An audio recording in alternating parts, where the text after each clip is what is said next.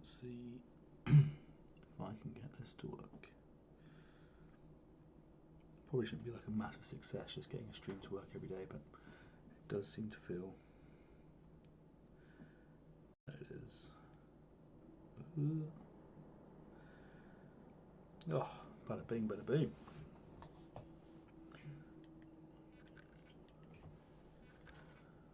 Okie dokie.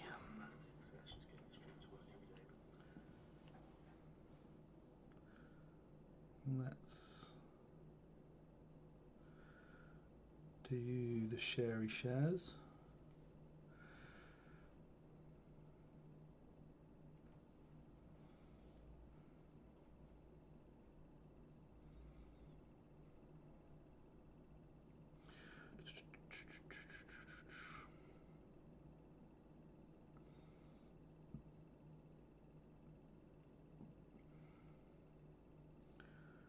Okie dokie.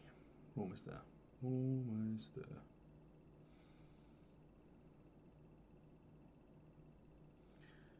Announcements.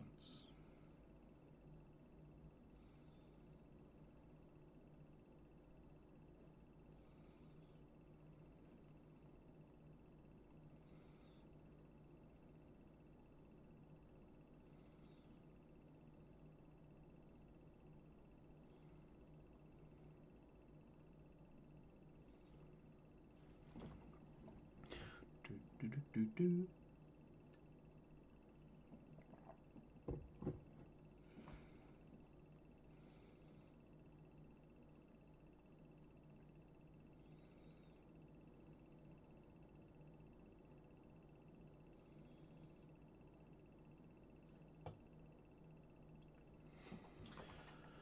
Cool. Alrighty. Well, I've shared it in some places. So we'll see if we have any Patreons that dial in. You never know. Or maybe we get lucky. Maybe we don't.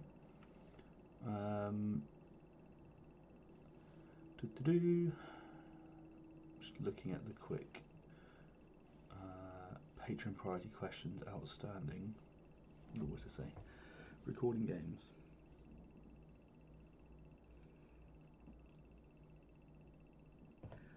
What's the data to record? Photo.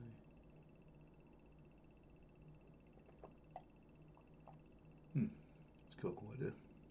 I'll answer that one in a bit. Once we are fully in, but I'll talk about the main stuff first, I guess. Cool. Well, we have viewers. Howdy how. And in the background, oh, look who it is. This is what everyone came here to see. Everyone knows, Nelson, you're the hero that they want. Dog cam or dog in the background is completely valid. So we will see what happens. All right, so with the potential of an upcoming balanced data slate, because 40k just got theirs, it feels like we'll probably get ours, hey Nelson, in the next couple of weeks maybe, if we're hopeful, right? Like, so I thought I'd just talk about what sort of changes I would like to see in the game, and talk them through, you know, like, and explain why I think they would be good or bad, but I'll also make it like a two-way dialogue. So feel free to put stuff in the chat, and I'll try and keep it as useful as possible going forward. So we'll try and make it two-way, but this is a bit of a new one for me. I'm trying to make it really like a patron-only sort of thing, to try and give a bit more feedback to the patrons and allow them to basically see or ask questions more directly is the idea. So we'll see how it goes. And also, it's a brand new for me. I managed to get a browser up, so hopefully it works. It seems to work, so it's a good start. Okay, cool. So I decided to start with talking through some of the various teams, and yeah, Nelson is in the chat. Everyone, Nelson is in the chat. Good to see you, Mike. Good to see you, Matt. Okay, so I'm just going to talk through some of the teams and what changes I think they need, or don't need, really. So starting with the Divici, I don't think they need any changes, so I don't know why I started there. But I think they're in a pretty good place. I think Novitiates, they have a lot of double kill potential. They have the ability to take down elites as well. And generally they're in a pretty strong place. So I don't think they're too bad. I think the things they're struggling into at the moment is some of the big boogeymen in the meta, like your mandrakes and that sort of thing. And that's really where their tough matches are. But that's not necessarily a problem with the novitiates, but a problem with their counterparts. So I think novitiates are in a good place. So I'm just going to work my way down the list and talk through the various other teams. So Hunter Clade. See, Hunter Clade are an interesting one because on paper I think they're great. I think they're a really strong team, but they don't really seem seem to be doing too well, and I don't really understand why per se. Because they seem to have quite a lot of good abilities. I don't know if it's just a simple case of if they go back up to 11 options, they're probably too strong. And in the latest balance data set, I feel like they were probably at the right sort of spot. So yeah, I don't think they need to change too much. Maybe for internal balance, it would be making the leader options a bit more interesting. So I think at the moment you're almost always taking the where is it? Skutari Vanguard Alpha? No, yeah, no, yeah, the Vanguard, because he's the guy that's got the rad stuff, not anyone else.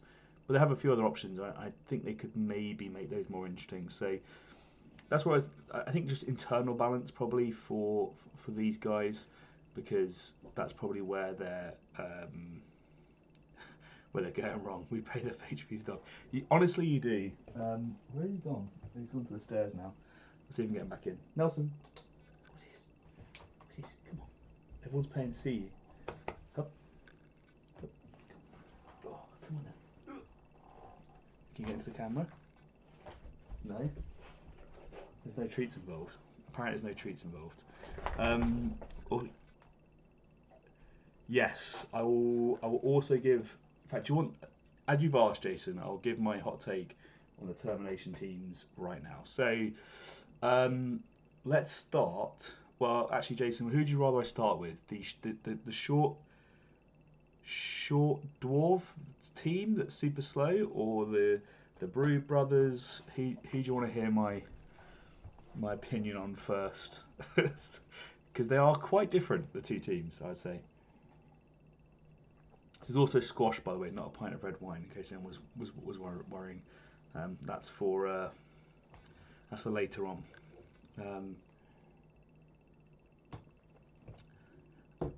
Yes, Exaction, I feel still could do with some buffs. It's a tough one with Exaction because you don't want them to become too powerful. You don't want like Inquisition to get too powerful by like a weird side nerf to Exaction, and then that suddenly makes Inquisition, OP or something like that. But equally, I just don't think they're doing that well, and they have some real horror matchups at the moment, which I think I'll talk to in a bit as well because they're an interesting team as well.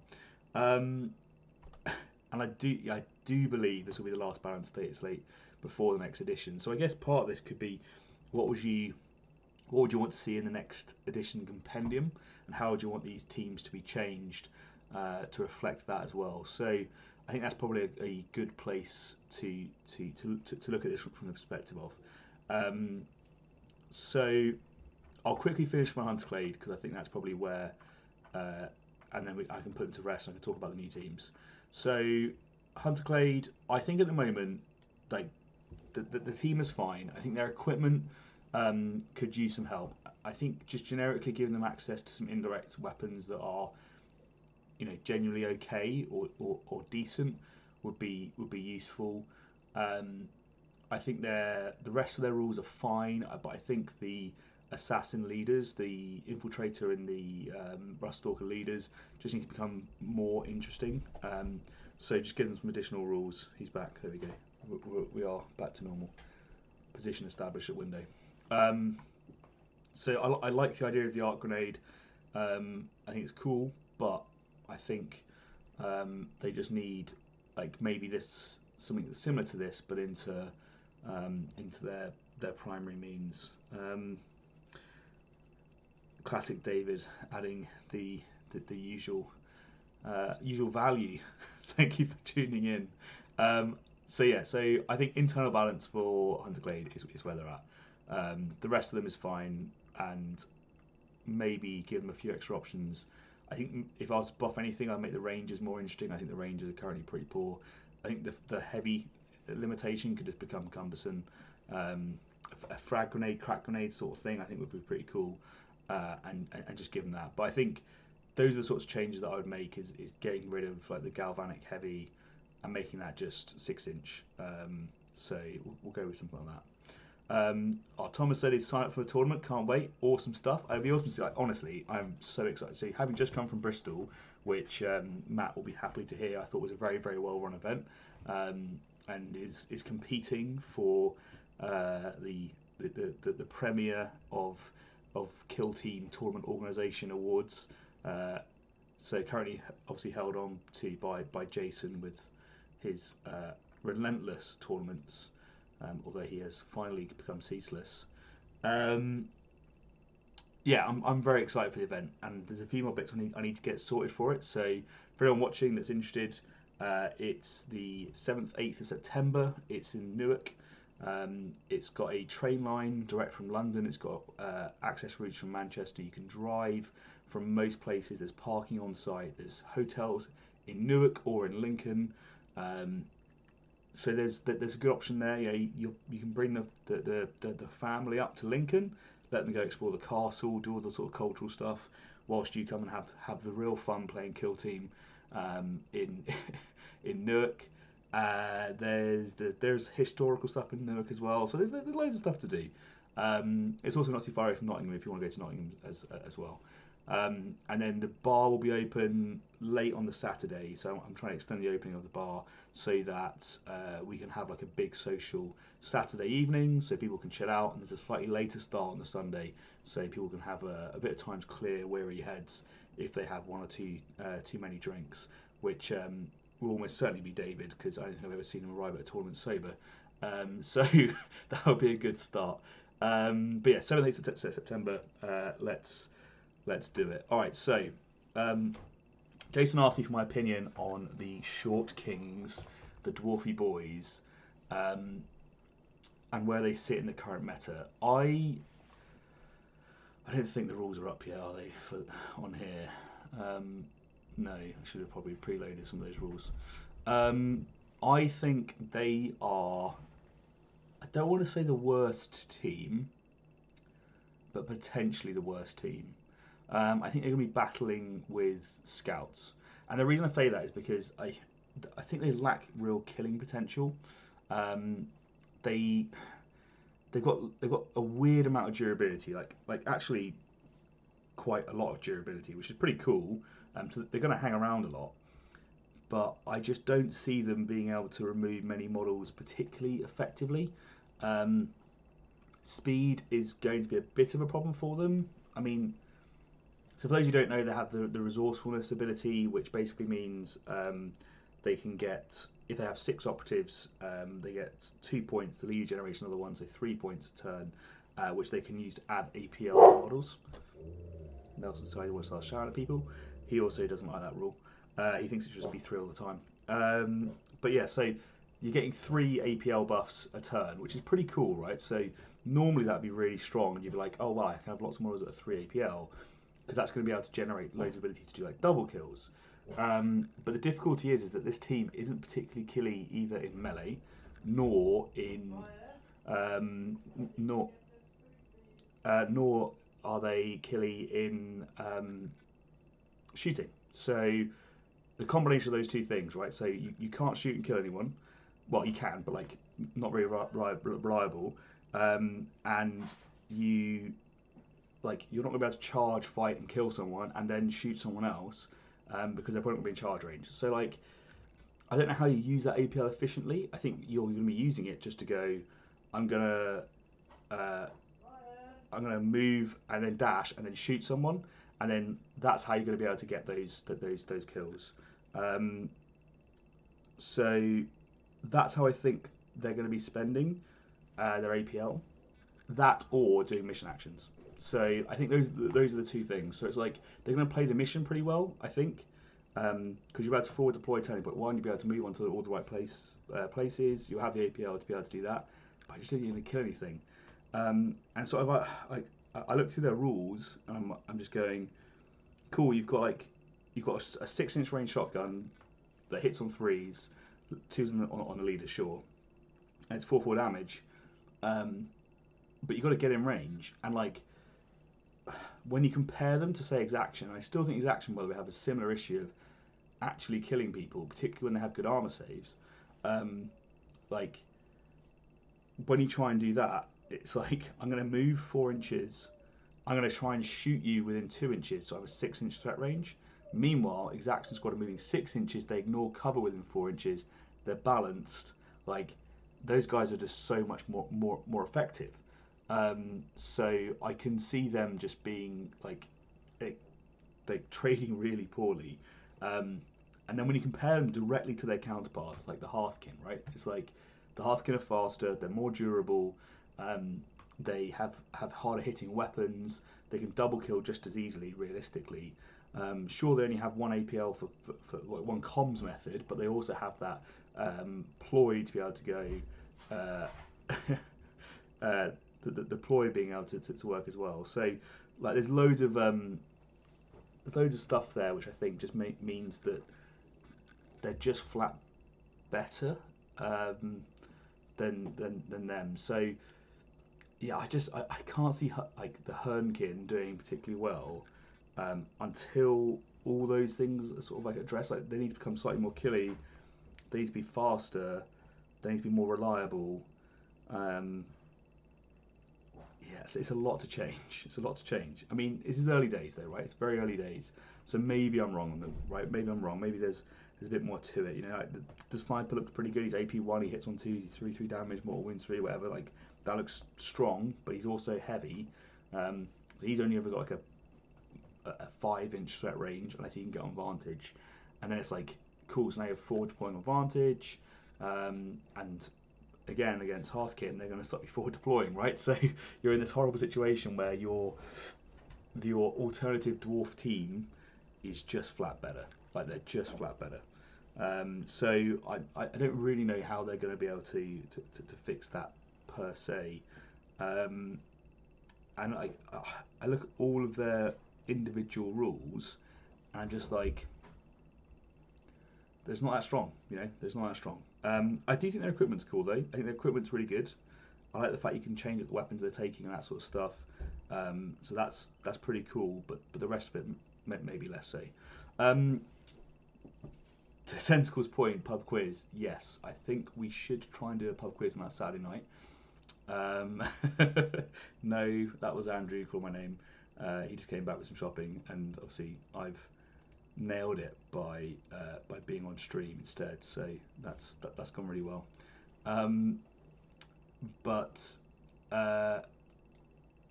Yeah, so what was I going? Pub quiz. I think we should definitely do a pub quiz on the Saturday. I think that'll be really fun, and I'll try and get some people to get some quiz stuff together, because that could be a bit of a laugh, to be honest. And then what else can we do on that night as well? I'm gonna try and make a few things, but yeah, Jaegers are a bit like Exaction. You're right, Matt. I think they just sort of lack a bit of oomph, and I don't know how they're going to kill elites. So you've got like the rocket launcher dude, sweet.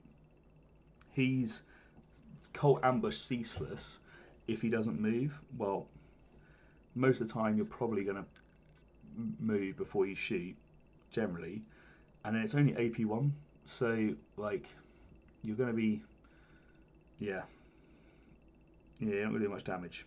I completely agree that HY pecs mine rather than the Jaeger bomb. The Jaeger bomb almost certainly was the better option there. And I also thought that he was going to have like an actual big bomb to throw that would do damage, right? Like that would be the heavy hitting weapon. Same with the rocket launcher, really.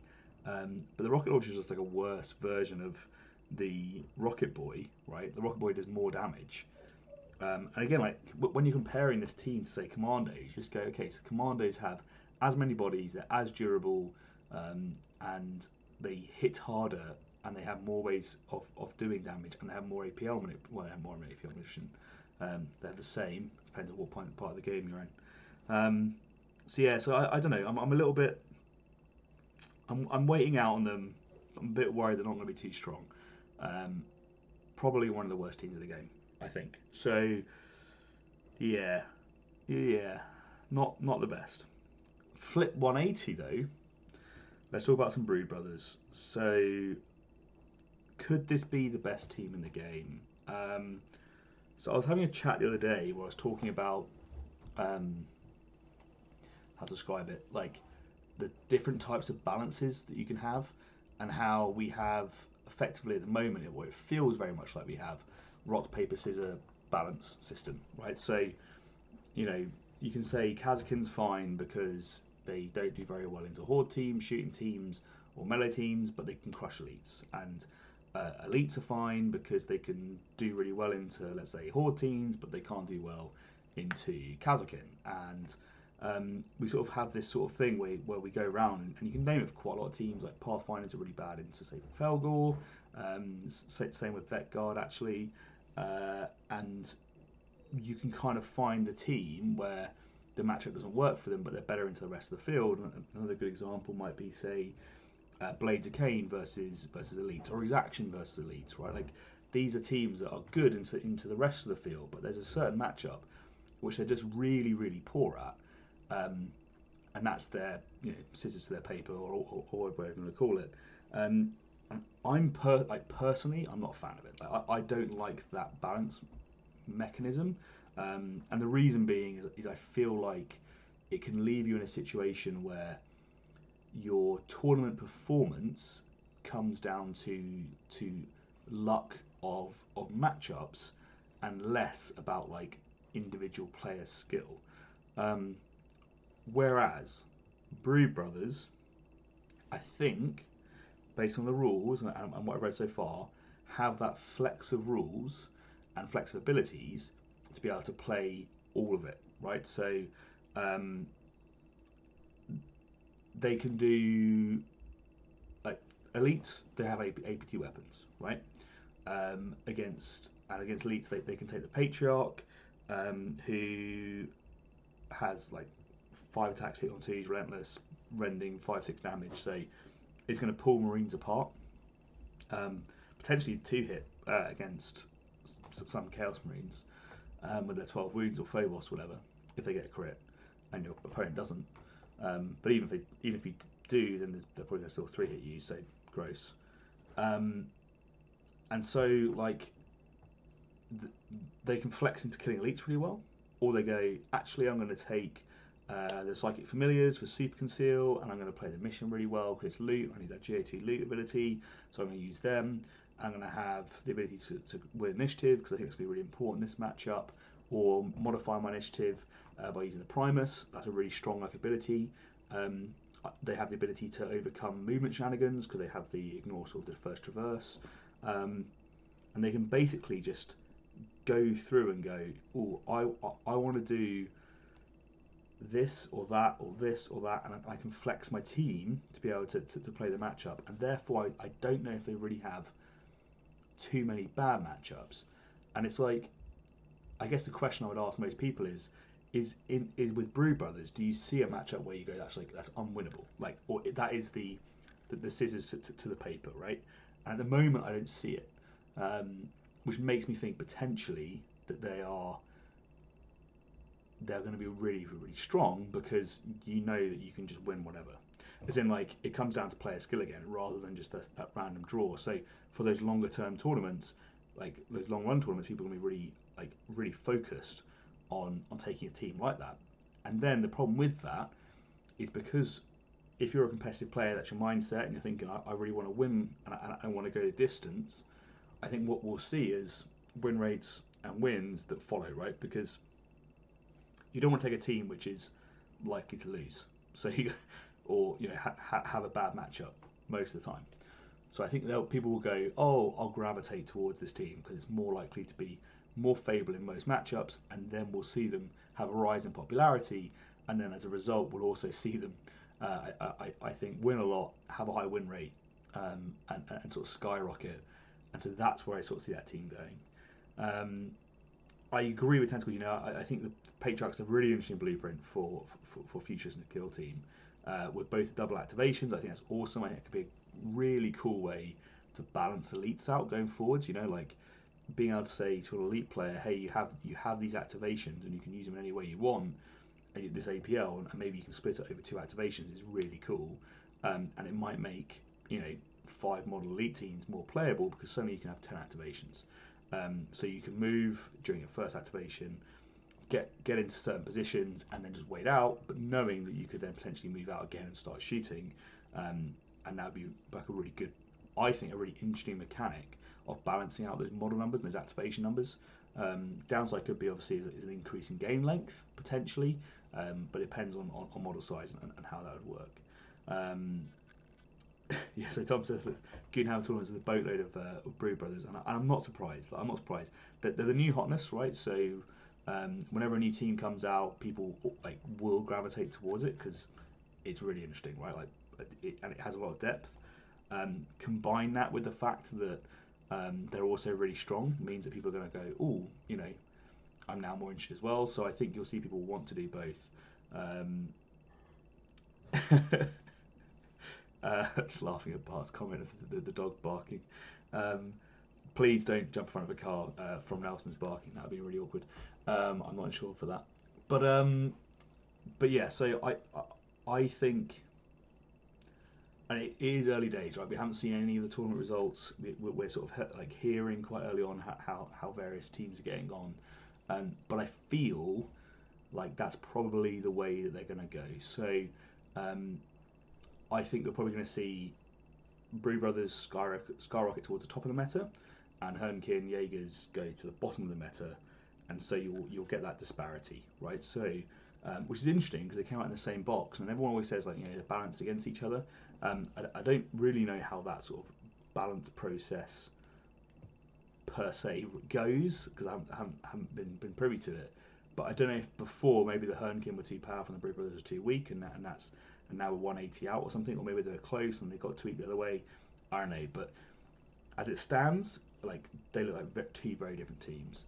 I think there is a potential for reliability issues with the Brood Brothers. They're effectively they're hitting on 4s most of their models.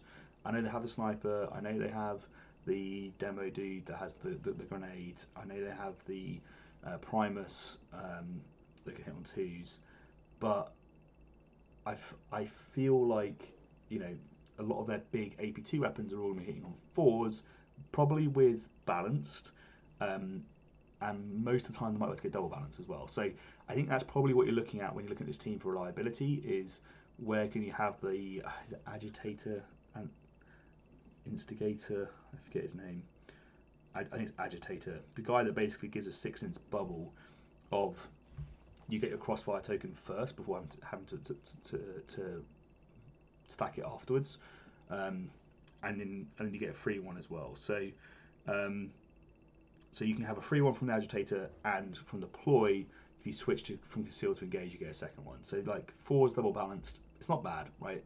It can be pretty good, and I can see that probably happening. But then on the 3rd turning point, you're going to have that issue where the guys on engage can't get it again, so you're only be a single, and people will probably start prioritising killing that agitator pretty early on because he's going to be a quite significant source of reliability for that team. So it's almost and I probably need to do a episode on how to beat Brood Brothers. I should put it out sooner rather than later because I think there's a lot of them. But I think if I was looking at how you could try and take down this team, you got to look at those important key models that are going to do a lot of the work for them. So the agitator is a key source of their reliability and their killing power. You've got to try and get rid of that. The icon as well is just a ridiculous bubble of objective control. I don't understand how at 6 inches you can affect 3-4 objectives almost quite comfortably. So yeah, that probably also needs to be toned down. I think even 3 inches would be fine. You can still stick in between 2 objectives and contest 2 if you position correctly, but 6 inches is massive. I don't know how that slipped through the radar. So yeah, I think that might be my points summarised on Brood Brothers. I think they're going to be really, really strong. I can't. I don't want to call it too early, but I'm going to say top of the meta. I think most of the competitive players are going to start playing them, and therefore we're going to see a win rate associated with that, and a tournament pickup rate and placement rate that also associates. And that's probably what I would see coming. Tom, any tips for playing Nemesis into Brood Brothers? Yeah. Okay, so obviously, it's pretty rough. So you need to reliably double kill, but they can always move faster than you. So I guess it's like a... My difficulty is with it, right, is you need to set up the threats where you can realistically challenge them where you need to challenge them, but you also don't want to give away too many kills too early, because they can hit you outside of 3 inches, which is where most of your durability is, and that's where they're gonna hurt you. So standard advice I'd say is like threat prioritization. You know, if you can take down their APT weapons, I would do so. I think, you know, that's always good. And then you want to try and really start trying to achieve double kills. Turn 1, I'd probably just let myself go down on points. I think you have to just accept that you're probably not going to be able to contest the main objectives. I mean, and the reason I say that is, even if you do get models on those objectives, by placement of the icon, which they out-activate you, so they can definitely achieve, they can probably force it to be a draw, or they can take it away from you. The only difference would be like the ventriloquist, like, might be able to do it, but you're throwing a lot of stuff forwards to then try and stop them scoring like 4 points turn 1. And I think they're going to do it either way. I think maybe with the Vox screen, you have to probably wait for the threat that you weren't necessarily seeing coming. So they have that ploy where they can then dash a guy forwards between your activations. So as soon as you finish an activation, they can then dash someone forwards, and then they can activate that model to come forward and hit you. So their melt gun's probably going to be quite a long way away, potentially, you know, sort of 12 inches back or something. And I almost think you want to wait and see for that model to move out and dash forwards, and then you can go, okay, sweet, Vox Scream, go forward and kill that melt gunner. So that's probably how I'd do it. So positioning turn 1, I'd set up so that your elite models cover the objectives with their charge ranges. So look at your threat ranging so that your 8 inches ends, so that your engagement range can hit all of the objective, right? So that they can't get a toe on and hide from you. So you can definitely charge them on the objectives where you want to be killing them, and then that's how far back I'd be. And then if they put a lot of models forwards to contest that, then you're going to be able to kill them and probably pick up double kills. If they don't do that, then at least you can probably, you know, move forwards and get kills on the objectives and maybe shoot someone else. But really, you're looking for those reliable double kills in melee and tying people up, I'd suggest. So that'd be my advice, Tom. Hopefully that's of some use. Other than that, like, just roll well and hope they roll poorly. Like, that's probably the best I could say. Turning off their rerolls would be useful, because they do mostly hit on 4s, so that could be another point as well. Flayed Skin's going to be great for you. Yeah, and maybe just bank, like if you play out defensive turn 1, if you're far enough back and the Brood Brother player doesn't come far enough forwards, maybe you can use those prescience tokens just to bank your activations at the start of turning point 2 if your models aren't in threat range, and let the Brood Brother player come to you, like, commit. And if they don't, then you're going to be able to go, cool, end of turning point, move forward, kill some guys, and pick up the objectives as well. And I guess the only difficulty with that is it'll play completely differently on, say, loot than to capture or something like that. So yeah, sorry if you're on loot. I think that's really rough. You want to be playing them on something like capture or secure. Yeah, Caped Chameleon, Swiss Army knife teams are probably a good way of describing them. I think they can play against most teams really well.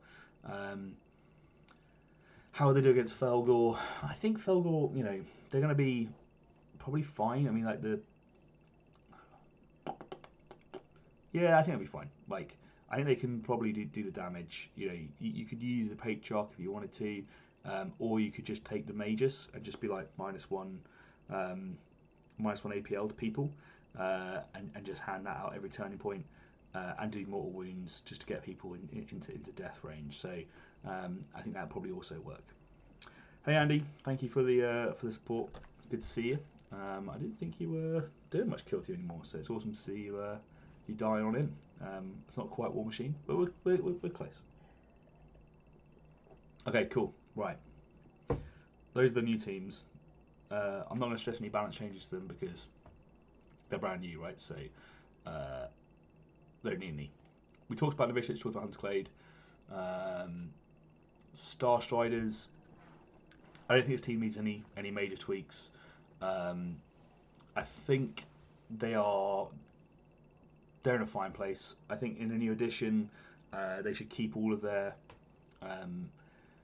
what's it called? Balanced data slate changes. I think that's needed, and I think they're in a pretty good place.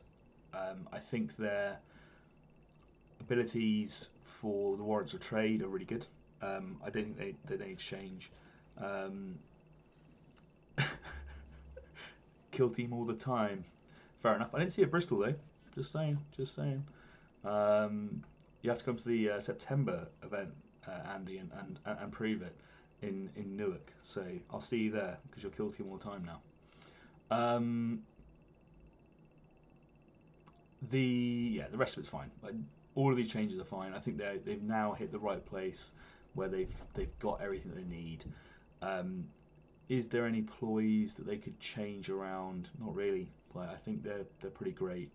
I think maybe the tack ploys you could have a tweak around with, but other than that, I think this team's in a pretty great place. So I'm not gonna linger on them because there's not much to say. Exaction Squad.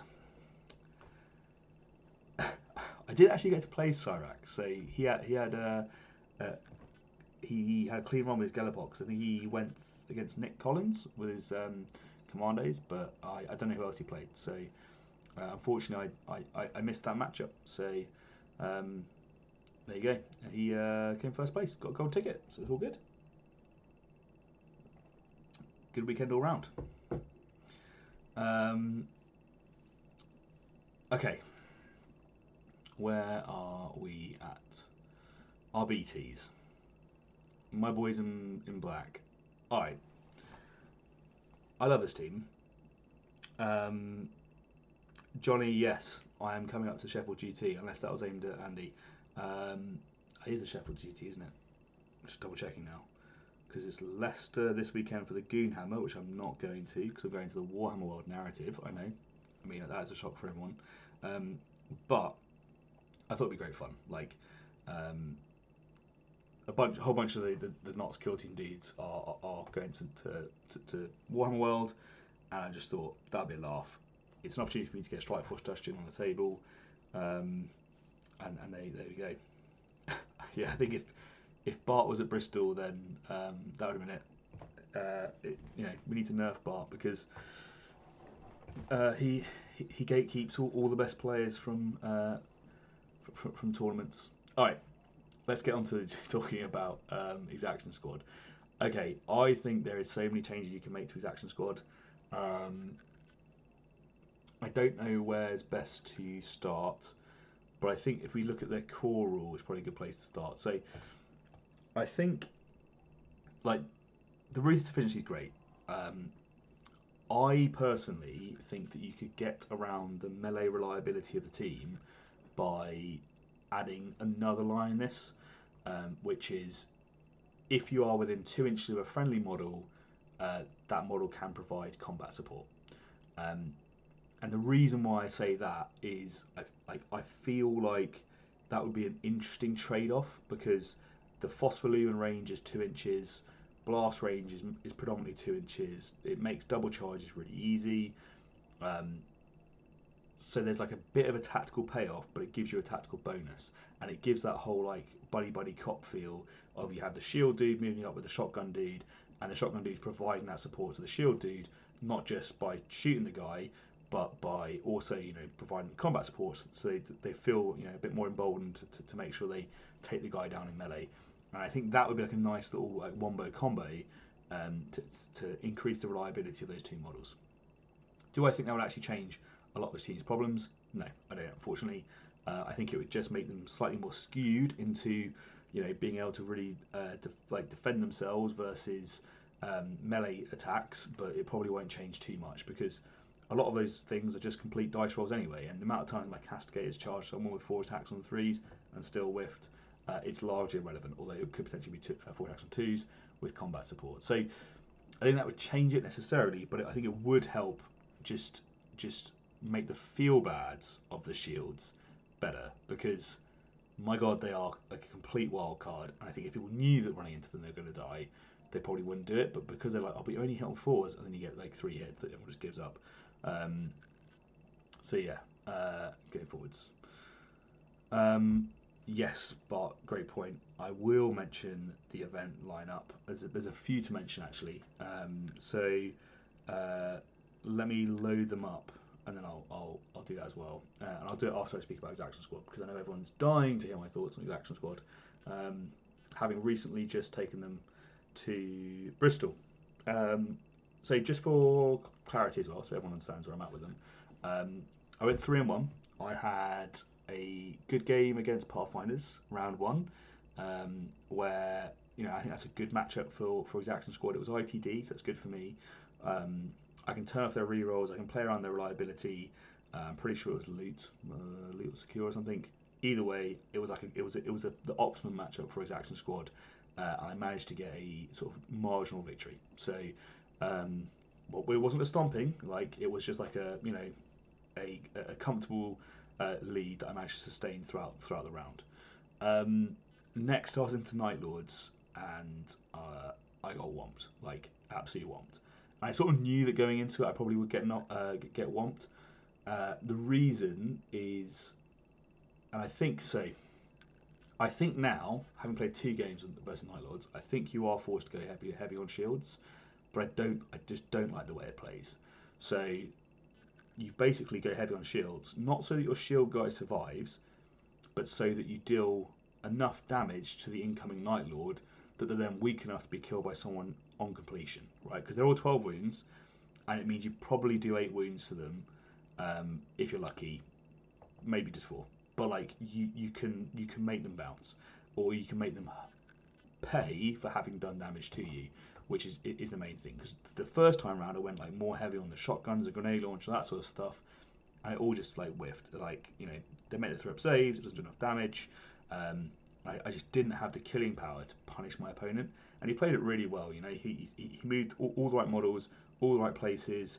With Vox Scream, I felt like I had to overmatch with my threats, because I had my leader with a grenade, and I had the sort of Leash Master and Dog combo, and I think those are the 2 main threats that you can get out. A 3 APL leader to be able to crack grenade someone with Relentless, charge them, fight them. That probably kills a Marine. And then the Leash Master Dog combo probably kills a Marine as well. Losing initiative, he kills the Leash Master Dog combo, it's fine. And then he Vox Screams for the next one, and I lose the leader. So that sort of combination of events, that sequence of events, just means that I lose my most my most powerful models straight away, and it really hurts at that point. So that match at that point, perfect plays by my opponent, and I was out. I was done. I couldn't really punish him. So next time round in game 4, when I played that again, I went shield heavy, and it still came down to like 2 VP, and had my opponent won initiative on the last turning point, he definitely would have won. But I felt like I was playing well, and I think he got greedy on turning point 1 or 2. Sorry, start turning point 2 when he won initiative, going for a kill against a shield that he didn't necessarily need to do. He could have just secured like an easy eliminate guards target and bolt pistoled the shield or whatever. But he went for the shield, whiffed horribly, and that ended up losing him a marine. So that combined with like a crack grenade into one of his other marines, like I had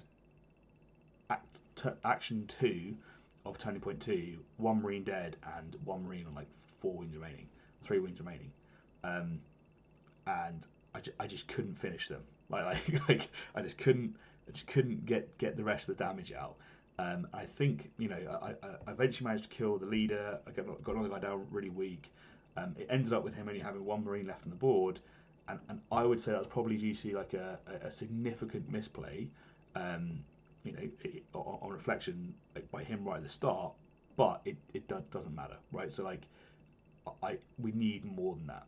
So the question is like, how do you solve that rock paper scissors balance? Because I think exactions like average into the rest of the field and poor into elites. So I feel like it would be good to get some more AP on the team. I think you can do that via equipment. I've suggested the idea of the melter slug before, so 3 EP.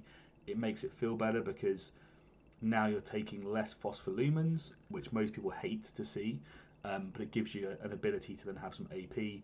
So at least then each time you use one, the elite player goes, oh well, it's 3 less phospholumens on the board, rather than just having this weird matchup where you just hope they roll poorly with no rerolls, and then you want them. So I think that would be more interesting. I think it would make their equipment choices more interesting as well. So like a melter slug that's a shotgun item would be cool. I think that would help with the elite matchup. And the other thing that I think this team struggles with is APL efficiency. So you're like a 2 APL team, you have 1 comms, and the comms isn't bad. Like he's anywhere with invisibility, but generically, it doesn't feel like you have like too much like double kill potential, APL plays or anything like that. So I feel like they could do something there. And the examples I have is the Castigator. So this guy's Castigator like abilities. If you make Castigator arrest like 0 AP, so you can do a free fight, or you just give them the ability to do a free shoot or fight per turning point. I think that'd be really interesting. The other thing I'd be interested to do is see his Feel No Pain go up. 6 up Feel No Pain is just not really a thing.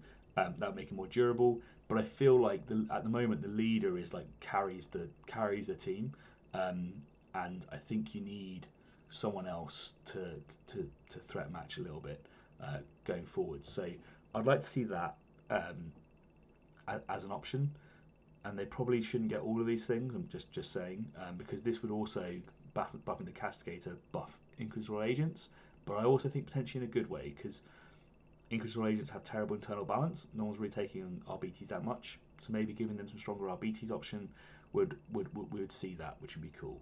The gunners are a hot mess.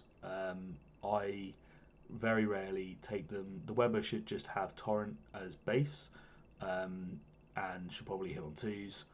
The heavy stubber being heavy sucks. The sniper being heavy sucks, and the grenade launcher hitting on 4s with at best sort of like balance kind of sucks. I guess you can get around this against a single target, but yeah, hot mess.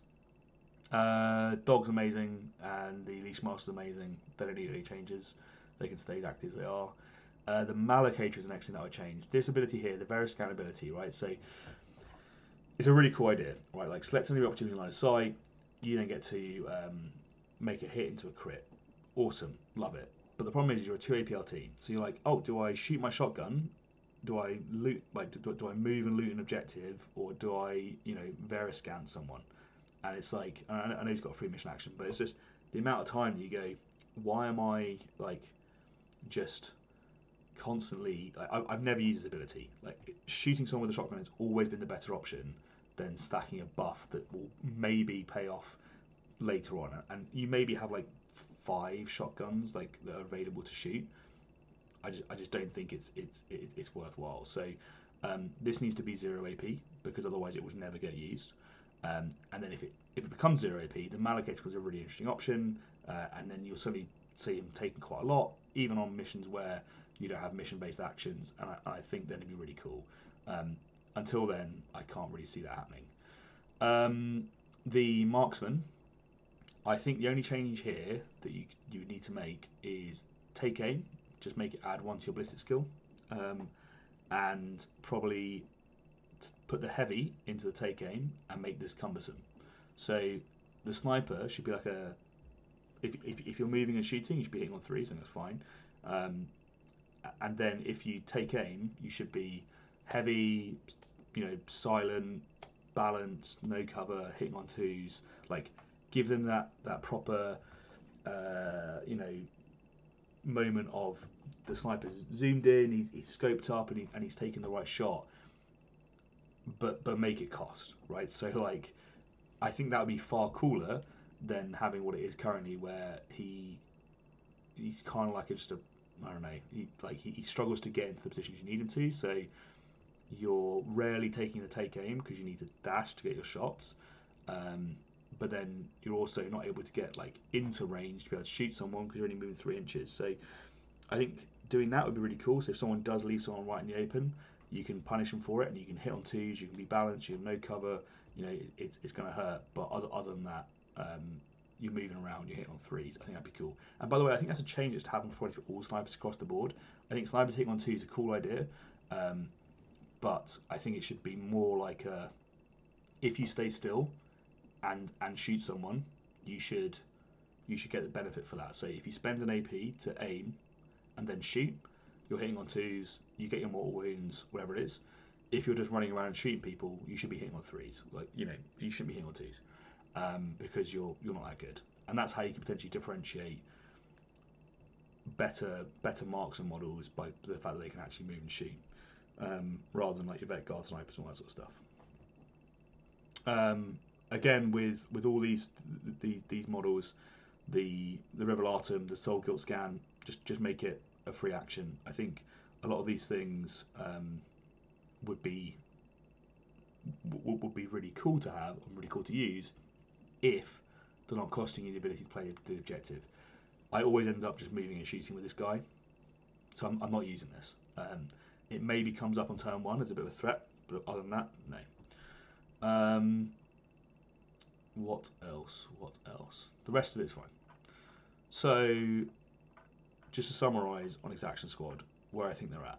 I think they have a bunch of rock, paper, scissors matchups. They're probably the worst for it. I think even on their best matchups, they really struggle to win by a large margin. Like, they are a very good team at like winning by small amounts. And they try to keep the game close, but yeah, and then they suck into elites. So, and this is a team I love, by the way. I really enjoy the team. I think they're awesome, but I just think they could do with some changes. So APL efficiency would let them play the mission better. It would make them more offensive. It would make them a more interesting choice for Inquisitional agents, helping the internal faction balance there. And then you could look at giving them equipment to help with the elite matchup, although potentially with all the other changes, maybe you wouldn't need it. And I think doing those sort of free actions would be probably the coolest change that I could see coming through. So like free fire on the castigator, or the free castigate action, whatever you want to call it. Free Veriscan, free not take aim, sorry. The last one was Soul Guilt Scan, all that sort of stuff. I think that would make the team more interesting. So that's where I'm at with those. Okay, cool. So let's talk about events, because there's a few coming up, and people want to know about them. So I'm going to try and share these around as much as possible. So this weekend you have the Goonhammer Open, which I'm pretty sure the roster deadline was like last week or something, so that's probably gone. But there's going to be a whole bunch of people going to Leicester. That's going to be TO by Cyrac. So that I don't know how many players there are there. I've not paid too much attention since I was signed up for Nottingham. So, but it looks like it should be a good event. Then we have the Warhammer World Narrative Tournament next weekend, or this weekend, sorry. which again should be a laugh. I'm taking Strikeforce Justian purely because I haven't had a chance to play them. I don't think they're particularly competitive in the meta at the moment. But if I take them to a narrative event, then it's a bit of a laugh. I don't really care about winning or losing, so that's why I'm taking them. Also, you can then have equipment and stuff which you don't normally get. So I feel like they should be a laugh to play. I've got some really beautifully painted models by Josh. And I want to get them on the table. So I think if I took them to Leicester, I wouldn't probably have a particularly great time with that team. So yeah, I think it'd be more fun playing with the Nonce dudes at Warhammer World. So that's the logic there. Then after that we have the Sheffield GT, which is on the 13th of July. It's being TO'd by Dan, Manchester Dan, the most handsome man we know. So I believe there's still tickets available. They've sold 39 at the moment, so it looks like a pretty good amount of ticket sales. It's also going to be supported by Ben Palin, who I think is going to help TO. I don't know if he's playing, but probably help TO. And also, I think Jason is going to help TO, or if not play. So there's a really good TO team there. I'm sure it's going to be great fun. 39 players. Said I will probably after this, if I can put the link in the description so you can find it. But if you look up for the Sheffield GT on the UKTC website as well, you should be able to find it. But there's some big names that are going to be going there and taking part, so it should be good fun. After that, it's going to be, in fact, the same time. I'm trying to remember when Mark's event is. Let me quickly double check so I don't tell you wrong information. So, yeah, 13th of July. There is a one-day event at Dark Sphere in Shepherd's Bush. I've already put out a YouTube post about it, and I'll put up some more posts going forwards. That's going to be run by Mark. Mark's a lovely dude. It's a 32-player, 4-round singles event using a mixture of Open and ITD. So if you can't go to the other events because you can't get out of London or whatever, or they've already sold out and you can't get a ticket, there's another option for you. Maybe you can commit to the 2 days, whatever. So there is another option, and I would suggest that should be something you should have a look at doing as well. So that's at Dark Sphere, which is very, very easy to get to. It's on the tube line. They've hosted a lot of tournaments there now. They are getting really good at it. And Mark's a fantastic person, so I'm sure he's going to make that an amazing day. So you have the 13th of July for that one. Oh yeah, Jason's saying make sure you choose a standard option. £40 for the Sheffield GT. So where are we at? 13th, 14th of July for Sheffield GT. 13th of July for the Dark Sphere tournament, and the only other one that I'm tracking at the moment that's worthy of note is my own. Just make sure I haven't forgotten one. Yeah, so then obviously the next one after that I'm pumping or promoting is my tournament on the 7th, 8th of September, hosted in Newark. So please come and take part. We're hoping for it to be the biggest ever UK kill team tournament. We'll see how it goes. The cool thing about it is, so already, I know the Londoners are coming up. I know the Notts people are, I say coming up, but coming across probably. The Manchester guys are coming down. The Bristol team are coming up. I know that the Spanish have reached out to say that they're going to turn up. I know some Polish that they're going to turn up. I'm hoping that some French are going to turn up as well. So I'm hopeful that we're going to get loads of cool... Oh, and people from Norwich as well. Norwich kill team so they're coming over as well. So like most of the UK kill team scene seems to be coming to the TPT event in September. So it could be an awesome opportunity for you to meet basically the whole of the community in a Wanna, and we'll all get together. We'll have some drinks, we'll have some social time, we'll have a pub quiz, we'll talk about kill team, we'll play a load of games, we'll have loads of fun, and then whoever wins the event, if we sell over like 100 tickets, will get to go to Atlanta with their flights paid, hotel paid, and that's going to be awesome. Player cap, I'm hoping for 128. So if we get 128, then I can pay for everyone's or 2 tickets for everyone's flights and their hotel in Atlanta. If it's more than 128, if somehow we can do that, we might be able to make something work. But yeah, so we'll see what happens. But please all come in, and spread the news, right? If your friends haven't heard about it, 7th, 8th of September this year in Newark, you can get a train from London. The station's really nearby. You can stay in Newark. It's not that expensive if you book out in advance. There's a reason why I chose out of London, because it is significantly cheaper fuel travelling, and you can drive there as well. It's directly on the A1, so for transport links and all that sort of stuff, it should be nice and easy for you to get to. So 7th, 8th of September, 128 players. Let's make it the biggest kill team event ever. That would be absolutely awesome, and we'll see what happens. But that's the main event shout out. If you guys know of another event that I need to do a shout out on, stick it in the chat and I will do so, and we'll make sure people know about it. Cool. We've heard about my Exaction Squad boys. Hey, I think they need a lot. I would like to see them get most of those things I just talked about. If I had to choose, I'd suggest probably all of the free mission action stuff is the first bit. Then giving them the equipment option to kill elites, and then if that doesn't work, giving them the 2-inch engagement range buff. I think that'll be really cool. Trying to put up the courage to ask me if I can even go with a baby G mid-July. Well, July isn't September, so really, if she's not recovered by then there's no hope. So the only way that it's the honourable thing for you to do is to give her some space with the child by going to a tournament in Newark.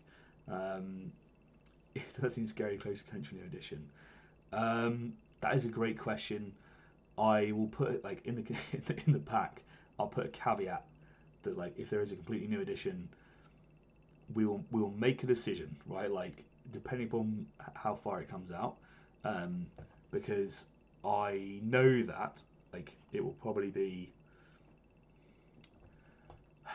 I would like to think that there wouldn't be a new edition right before Worlds, and that they would release it afterwards.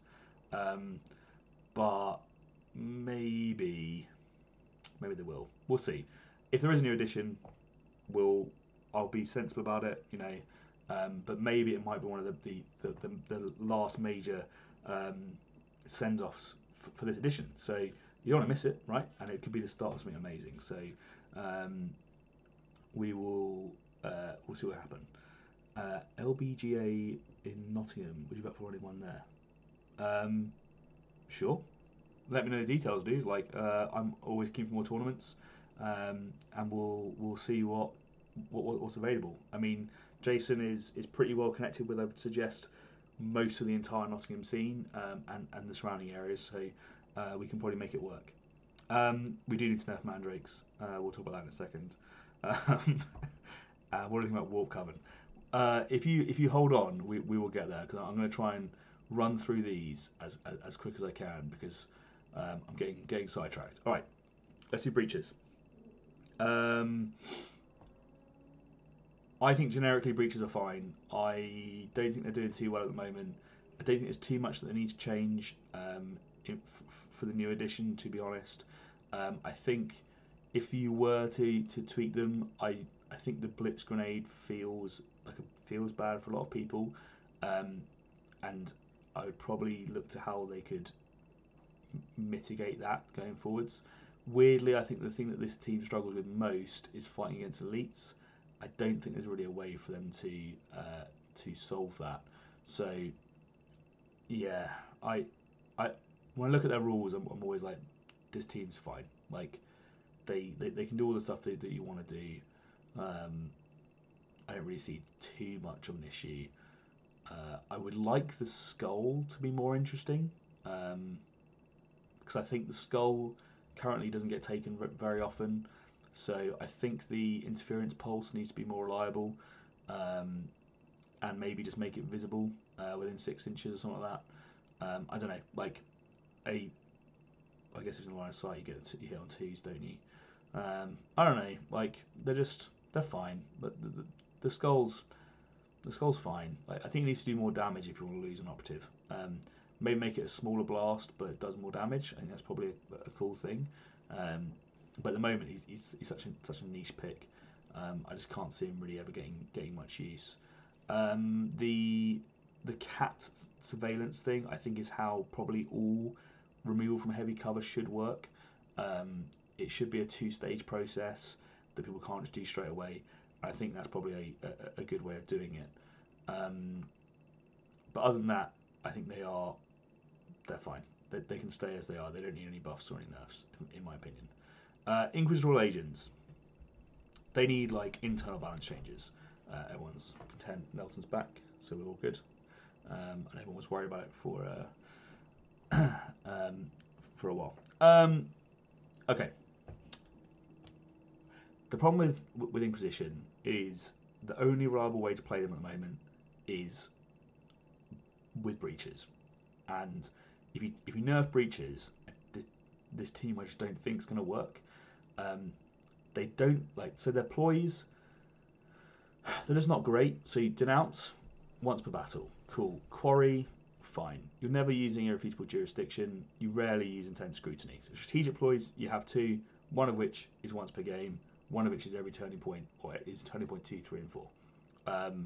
So you're spending 3 CP, 4 CP, then you have 3 more CP, which you're going to end up spending on absolute authority, because the rest of them are too situational. I would like to see them have more reliability mechanics.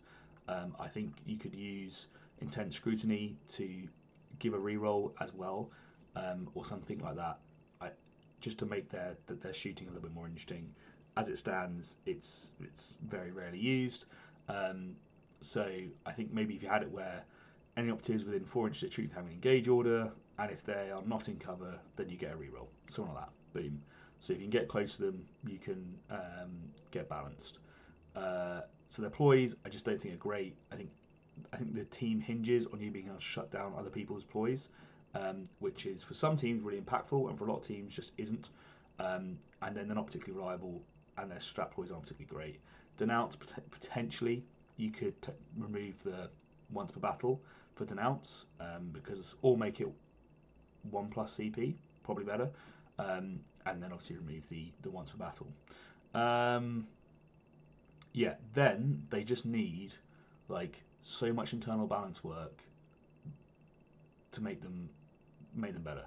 The leader is god awful. This guy should be hitting on 2s at close range, 3s at long range, and his fist should be hitting on 3s. When you give him the knife, it should be hitting on 3s. Like he should feel like a leader. The fact you don't have a leader just kind of sucks. Or you need to give them like an Inquisitor model, like the Patriarch, that's just ridiculous, but is like a method going forwards.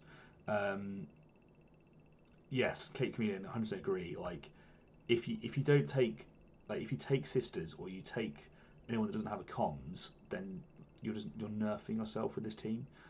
So like either like they need to give the baseline like Inquisition team a method of comms, and I think that's something genuinely that like the Scrivener could do, the Order Savant, sorry.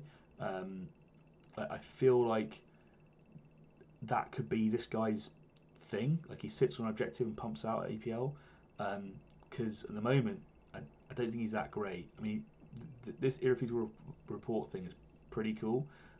Scrivener doesn't come up that often, but I feel like that could be his ability, and that'd be quite useful. But then you run the risk of having 2 comms in a team, like like Commandos. So yeah, I think that would be good for them. The Quest Keeper is great. You can keep that as is. Deathwell Veteran, it's fine. Enlightener just needs to be better.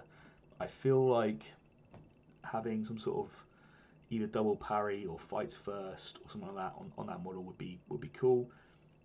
As they stand, they're just a worse version of your other melee operatives, so I don't see you taking that often. Gun Servitor is, I think, fine. The Hex Assist, this Chasten should be free. make it so you can move, shoot someone, and do the chasing as well.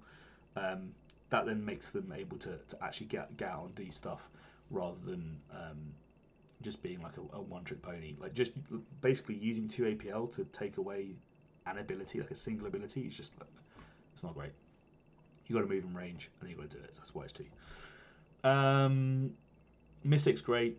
You can keep them as they are, and then Penal Legionnaire. I don't know. Yeah, Cruel. It's fine. Maybe it should be if they're. It should be balanced, and then if they are this, then you get Relentless. I don't know, something like that. Some sort of stage-based approach to the reliability, maybe. The rest of them are fine. The problem with this team is the ancillary support. Like you're always taking your breaches because you get 6 of them rather than 5. You could make Exaction Squad 6. That would be fine if the Exaction Squad models stay as they are. If the Exaction Squad models get stronger, then you could probably actually just leave it at 5. But you're going to go pretty much every time Axe Jack, Endurant, Grenadier, Gunner, and Surveyor, and then you have one other. So either you're going to take the Cat unit to remove people from cover, or you're taking the Hatch Cutter to add a bit more melee. The rest won't ever get play. You will never take the Tempestus Scions. You very, very rarely take Sisters of Silence. And you've probably never taken Kazakin, although you now have access to Ignoring Obscurity, so maybe there's a niche case there. With the nerfs to the various options in here, I can't see you taking Fellgor either. So you're basically always taking these dudes. I think this could be an interesting option if they made them better.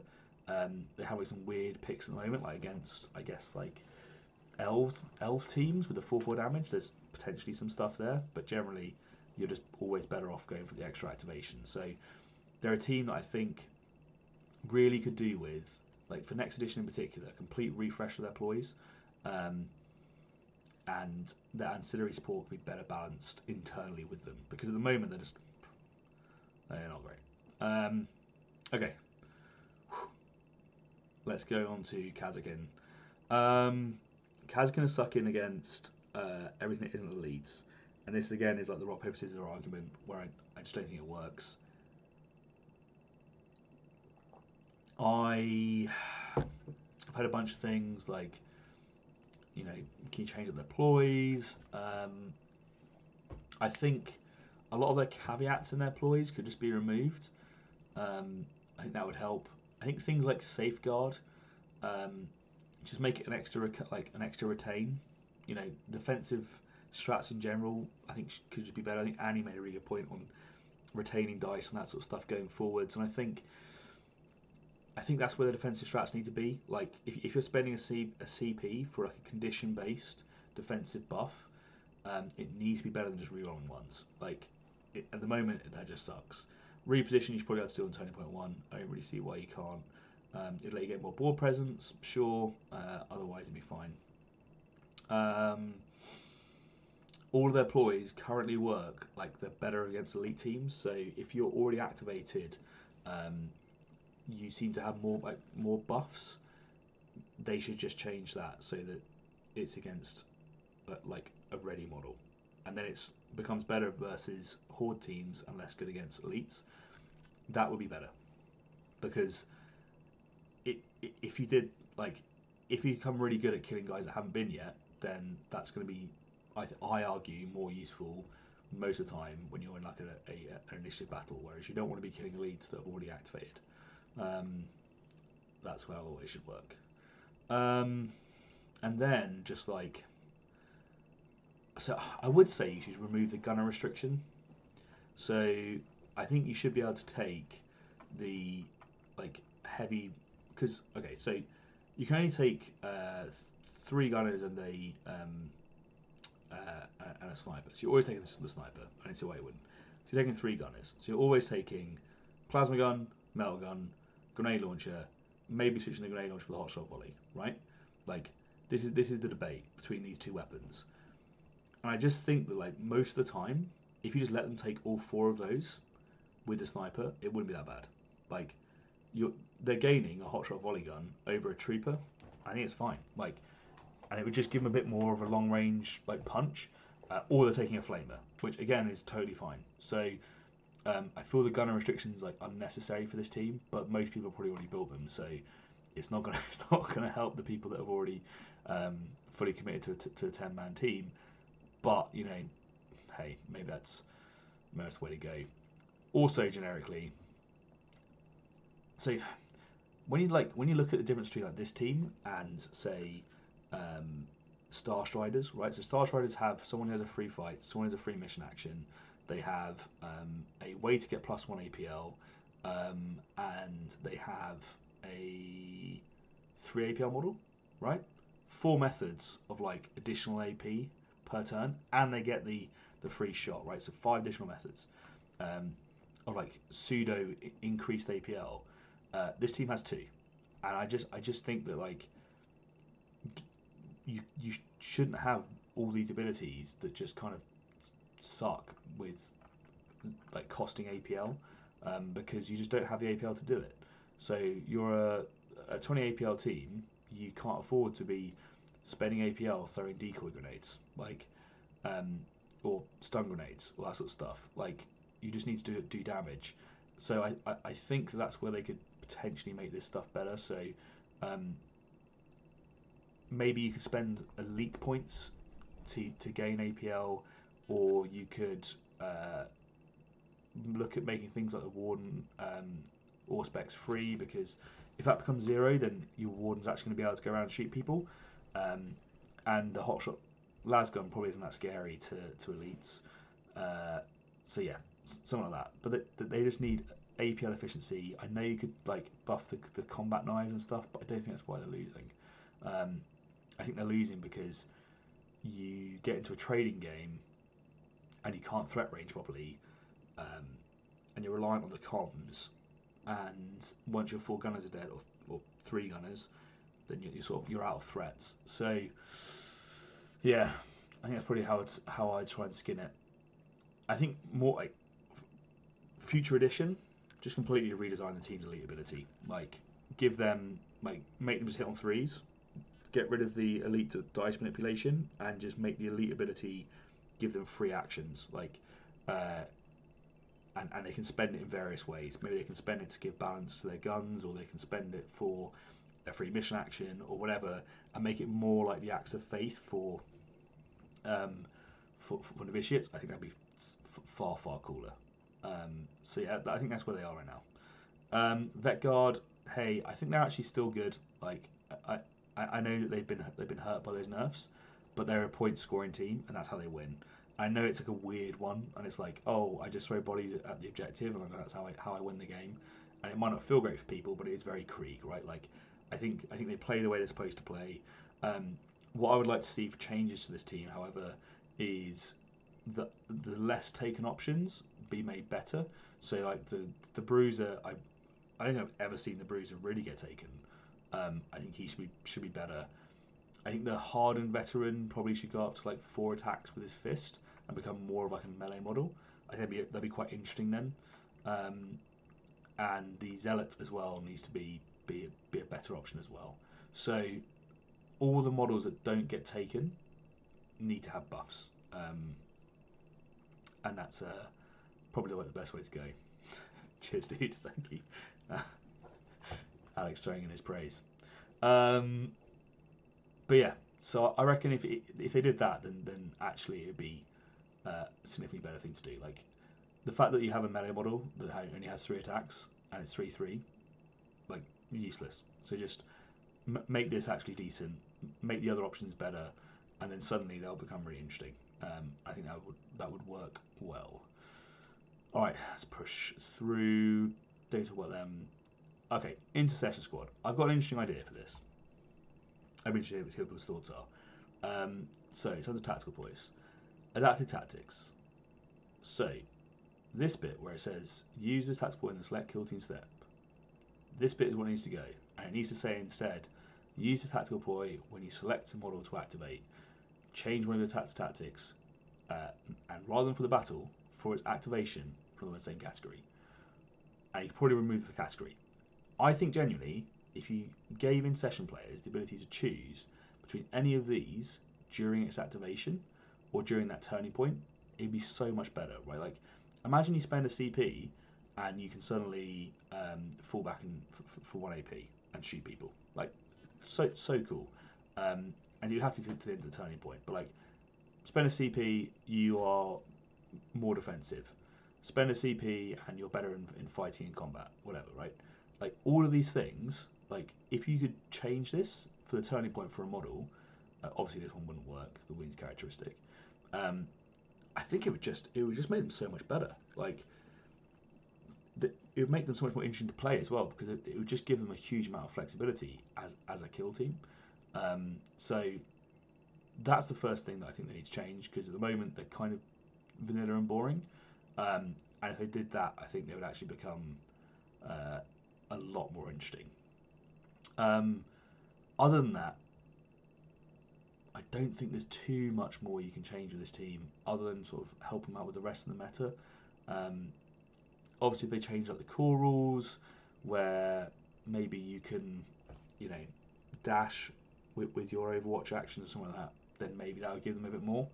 But as it stands, that's the main change that I'd like to see, is a ploy that's never used get some use.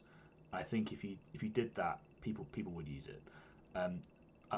It's been suggested making it free, but you're pretty much always just going to be rapid and then some sort of durability buff. So, because the rest of them are so situational, but then just give people the ability to situationally use the ploy, right? And maybe make it so it's free on the leader or something, so that they can use it even if it's already been used once per game and it costs 0 CP for them, to make the leaders more fluffy as well. Alright, something interesting. I think that would be a good solution to that team. Phobos. Okay. I think Phobos are pretty fine. I don't know if they should play the way that they do play, per se. They've ended up with so many additional rules, and I still think the bit that they struggle with is CP efficiency. So when you're redesigning this, like, team, get into the next edition, whatever, I think Bold Discipline and Shock Assault should just become data sheets. Give the guys that have knives Shock Assault, give the guys that have bolters Bold Discipline. That would make their CP efficiency so much better. Deadly shots should give some sort of reroll mechanic, so balanced, something like that, or give them access to doctrines. The rest of their ploys are pretty good. I think one step ahead could be changed as well. I think I prefer like the Night Lords being able to move a model, rather than just repositioning within your deployment zone. So maybe able to get some sort of forward presence early on, but then lock it to being able to only stay on conceal. I think it's a good change. Not that Phobos are particularly slow, but it just gives you a better option, because it doesn't often get used. The rest of them is fine, I think. Scout Squad. Oh dear. The Scout Squad. Hey, easiest fix would just be to give them one extra model. That would be the easiest fix. It's still in the box set. It would probably work. It would make them better, but I think that's kind of a boring fix. I agree that it doesn't really thematically fit them too much. So I think a few options. Firstly, I think all the heavy gunners and the sniper just need to be 6-inch move. I think giving them that restriction just really hurts. I think a lot of their ploys are slightly too complicated. Just like reading Gunfire Ambush, right? Like, if you change conceal to engage, you can reroll on the attack dice. And another bit, if it isn't ready, you can reroll it. So it's like, if a shooting one isn't ready, you get an extra bonus, and then you get this, but you have this additional condition. Like, stop putting so many conditions in the rules. Like, it's just frustrating. So yeah, I think this is slightly too complicated. Same for this. Just give them balanced or ceaseless. Same here. and I would actually make it easier. So I would just be like, just have balanced until the end of the turning point, and then if you do this one condition, get ceaseless. Same here, and then it's done, right? And then you have an easy option.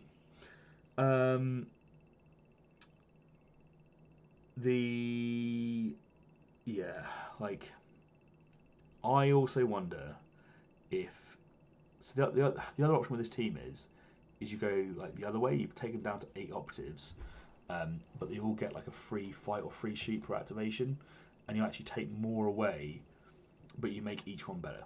I think that could also work. I know you could also potentially increase how many options they have for the scouting options. Again, maybe that would work, but they just need something. I think my preference would be letting the heavy weapons move faster, because then you can actually get some shots off on people. I think that'd be really useful. The sergeant's APL manipulation just needs to be board wide. I think that's pretty much guaranteed, because at the moment it just kind of sucks that you need the visibility. And then I would look at potentially giving the other guys, as I said, either just give them an extra warrior, or making these guys, the warriors, more interesting by giving them a free fight or free shoot per action. I think it'd be good. Okay, where are we at to now? Strikeforce Justian. I don't think it needs any changes. It's kind of a meme team. Gellerpox infected, and to be fair to Sarek, I think this is like he's been playing a lot of them, and his suggestion to nerf them I think probably makes the most sense. Is the mutoid vermin just all become J2 together, no matter what you take, so you always have 10 activations. I think that's probably a good like option, because I don't know what else you can do really to change this team without a significant rules rewrite that isn't going to hurt them. So yeah, I think that's probably the way to go with it, and so the rest of it you can probably just leave, but making them down to 10 activations just makes them play a lot better into those 10 activation teams. So I'd suggest that would be the good way to go.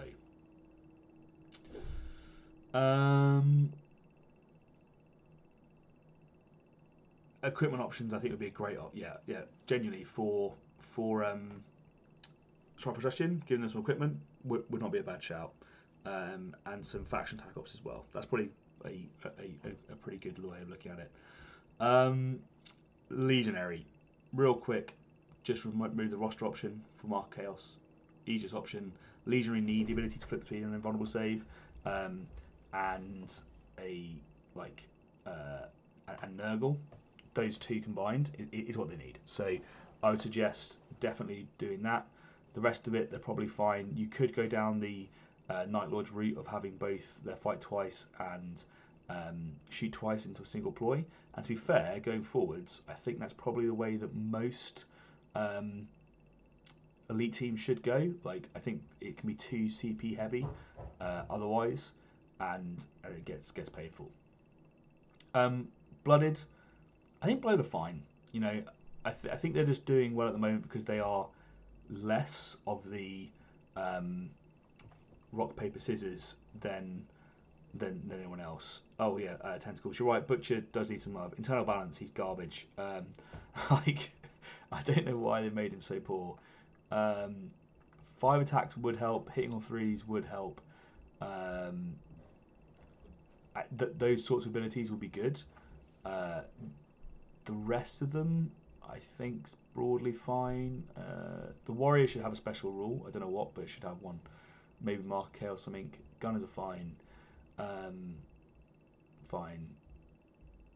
The anointed is just amazing. So yeah, Butcher just needs probably a bit of help, and the rest could probably stay as they are.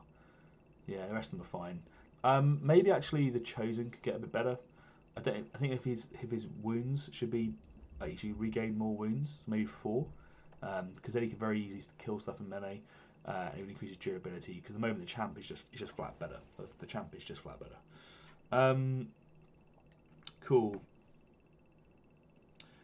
2 adaptive against a few teams, maybe they would become 2 adaptive, but I feel like when you compare them to Nemesis Claw, or when you compare them to a lot of other teams, like that, I think their adaptability on the roster is kind of what makes them better, or should make them better. At the moment, I think Nemesis Claw is just a better version of Legionary. So I was just laughing because Tony thought the Chosen existed exactly right. Like he's not feeling a niche at the moment, and he probably should be. I think there's a weird iteration where you use him against Fellgor, and that's about it. Nemesis Claw. Sorry, I'm not going to touch on them. I think Nemesis Claw are fine. They're a little strong, but I think that they are just. If that's a new power level of teams, then that's okay. There's just a few teams that need to come up to them. But I think they're broadly fine. Yeah. Having lost one game and won one game, yeah, they're fine. Chaos Cult, I think now are probably okay. I think they're not very well represented. I don't think they're a particularly popular team. I don't think people like the models. I don't think they're excited by them. I'd be interested to see how they can make them more, interesting from a perspective of people wanting to play them, and having a bit more variety in there. But I think there might just be the risk of having, half your team is just being Chaos devotees, and they get more interesting as the game goes on. So at the moment, they don't seem to be. They're not bad, but they're not great. So yeah. Okay, Fellgor Ravagers. This is the problem child at the moment, I guess. Again, I think the easiest option would just be removing an operative. I think that would make the decision making between which specialist to take more interesting for the Fellgor player, and would really help a lot of teams in the trading game versus them. So I think that'd be the easiest solution to this team, because additionally, if you change Frenzy too much, then people are going to get confused with the rules, right? So you could just ban them. But I think the easiest way would be minus one operative. If you didn't want to do that, I think the next thing you would do is change how Frenzy works. God, just look how incredibly long-winded Frenzy is at this point. So the next stage, I think, is shooting teams need a way around it where they don't have lethal 5. So this whole critical damage thing just needs to become critical damage or 2, like it is for a melee attack. Or you add a caveat where, if you're on conceal or you've already activated, so it only works for ready operatives, or it only works for operatives on engage order, something like that. So PhD in Fellgorology, exactly. And this is my concern, right? Is with this many rules, people are going to get it wrong, right? It has so many rules in here, so many conditions. People are going to make mistakes. And I think potentially adding more in here is just going to make it worse. Therefore, I think taking an operative away is just the easiest thing to do. But yeah, potentially something like no mission actions. You can only do charge and fight. Would be good. Get rid of the unique actions. That could be a solution. But there's a few options there. I think, as I said, generally I look at it from the easiest point of view. I think the easiest thing is getting rid of model. But hey, sure, you could also tweak the Fellgor core rule with Frenzy and make it so that, as you say, you can only do your charges, you can only do your fights, you can't do mission actions, you can't do your special actions, or you put a caveat on when you can actually Frenzy. So it's only going to protect models that haven't activated yet.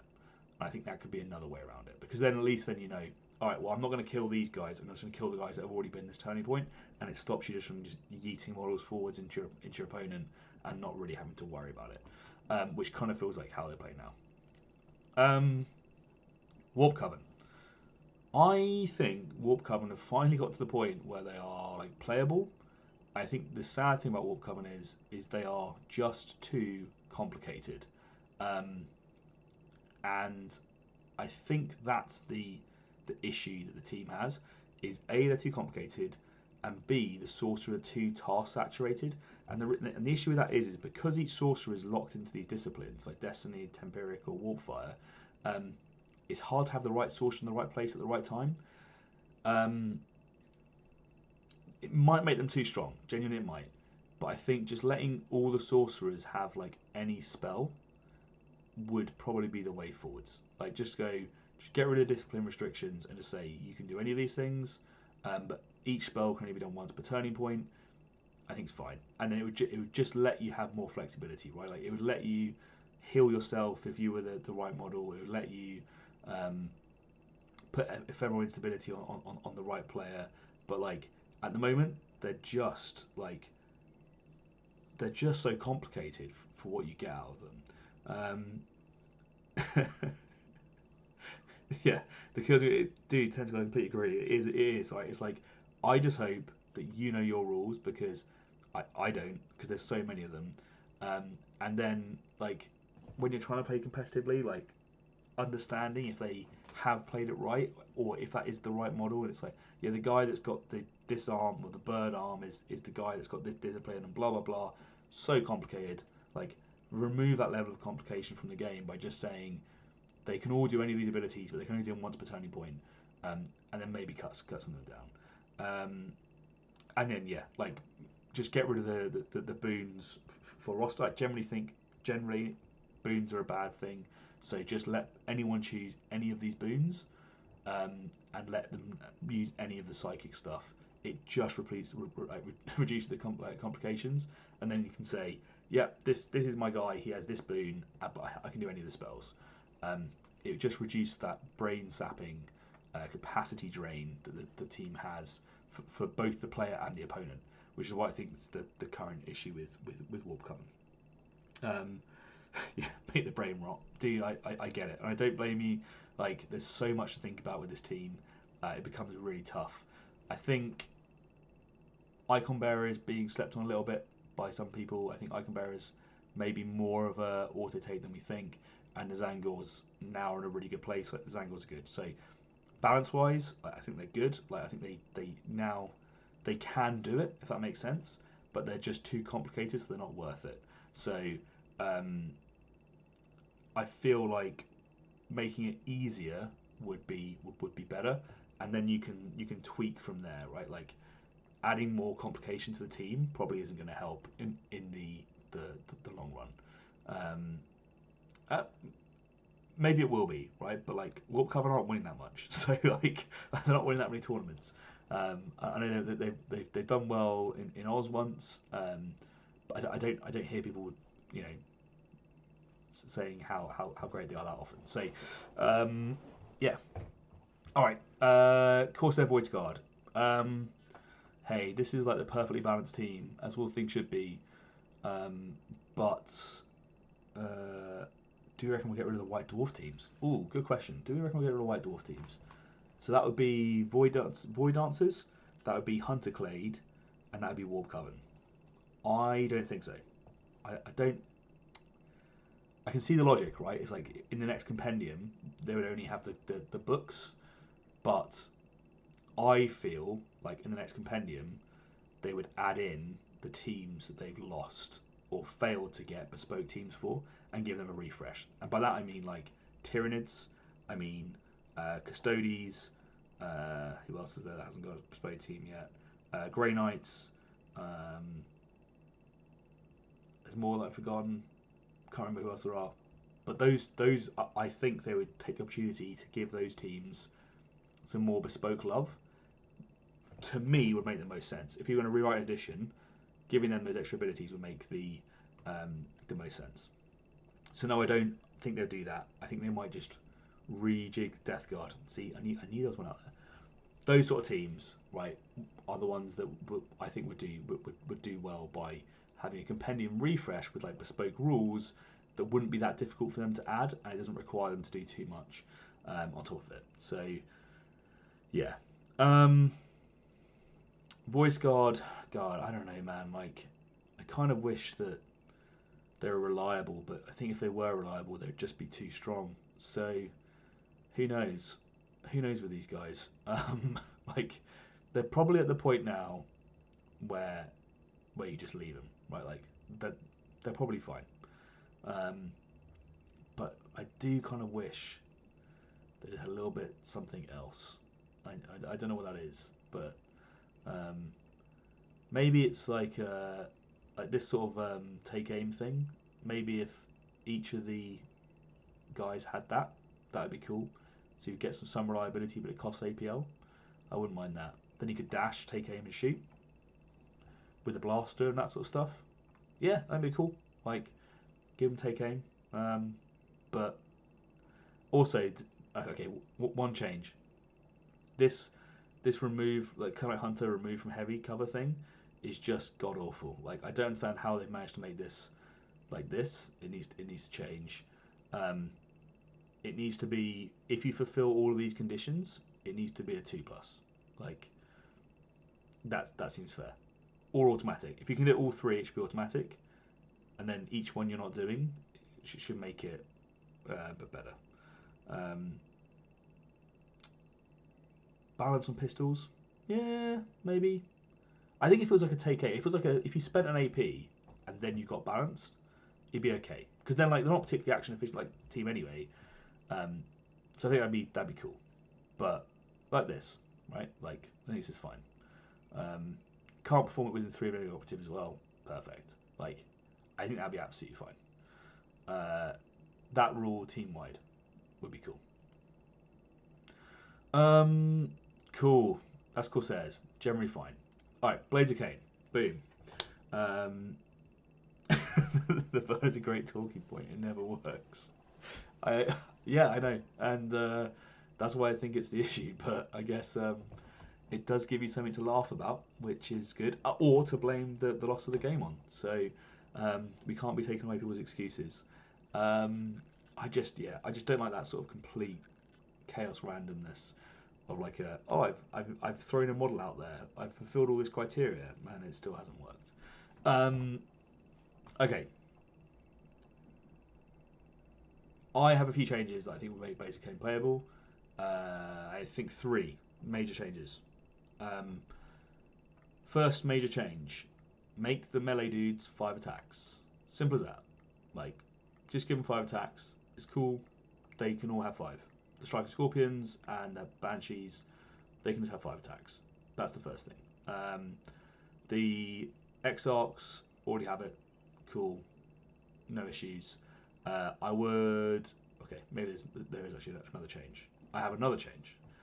4 changes. First, all the melee guys get 5 attacks. Second... Oh, I've just managed to move it across. How have I done that? I've broken it. Anyway, second change. Make the Twin Shuriken Catapult 5 attacks. And 3/4. Don't know why it's not. Bizarre. The next change. Give balanced to the Dire Avengers. There's no reason why they shouldn't have balanced. And the final change is give them access to like a fusion grenade. Like an AP2 grenade as part of their equipment options that lets them kill elites. Done. If you did all those changes, this team will be a great team. It will be the new like top of the meta sort of team for Eldari. I think they deserve one. Like, each major faction should have someone that's good, I think, and it'd be fine. And so if you gave them all of those, it'd be good. They would have to think about a little bit about what they're taking, what they're not. But at the moment, their equipment's pretty much always the same, and I think that'd be cool. There you go, nice and easy. Hope that was nice and helpful. Hand of the Archon. My change for this team would be to give them a pain token, like generated at the start of the turn, or potentially as an APL for your leader, and he can hand it to whoever he wants. So I think that could be a better way of doing it, because at the moment they're a momentum team. If they don't get spun up, then they struggle. And I know Ben Palin just crushed it up north with these guys and makes me look stupid, but I still think they're not that great. So I think that would make them more reliable. Then you could tweak other things, like for instance the injury grenade needing visibility. Like, obviously it does. Like, it's all those abilities where you can throw a grenade to the other side of the wall and just make everyone injured, and it's just like ridiculously powerful. shouldn't work like that. I think they're feel bads, but at the moment, that's how this team can play. So until you get rid of until you make the rest of the team work, then they have to keep these sort of silly rules. So I think I would give and take, right? So I'd say, yep, you can for a CP for an AP, sorry, generate a pain token that can go anywhere in your team. I'd probably get rid of the blaster restriction maybe, but then I would start looking at how you can tweak some of those other feel bad rules to make them just a little bit better. Oh, look at that. Take aim on the operatives. Boom. Cool. Yeah, Torment Grenade sucks as it is. Don't enjoy it. That's it for Hand of Archon. I think that would probably make him good. Void Dancer Tree. Were the nerfs too harsh? Well, you know, I think was it Walter that was playing them? Was he playing? Pretty sure Walter was playing these. Anyway, yeah, he was, and did relatively well with them. So I think there's still people that can do well with this team, but I think the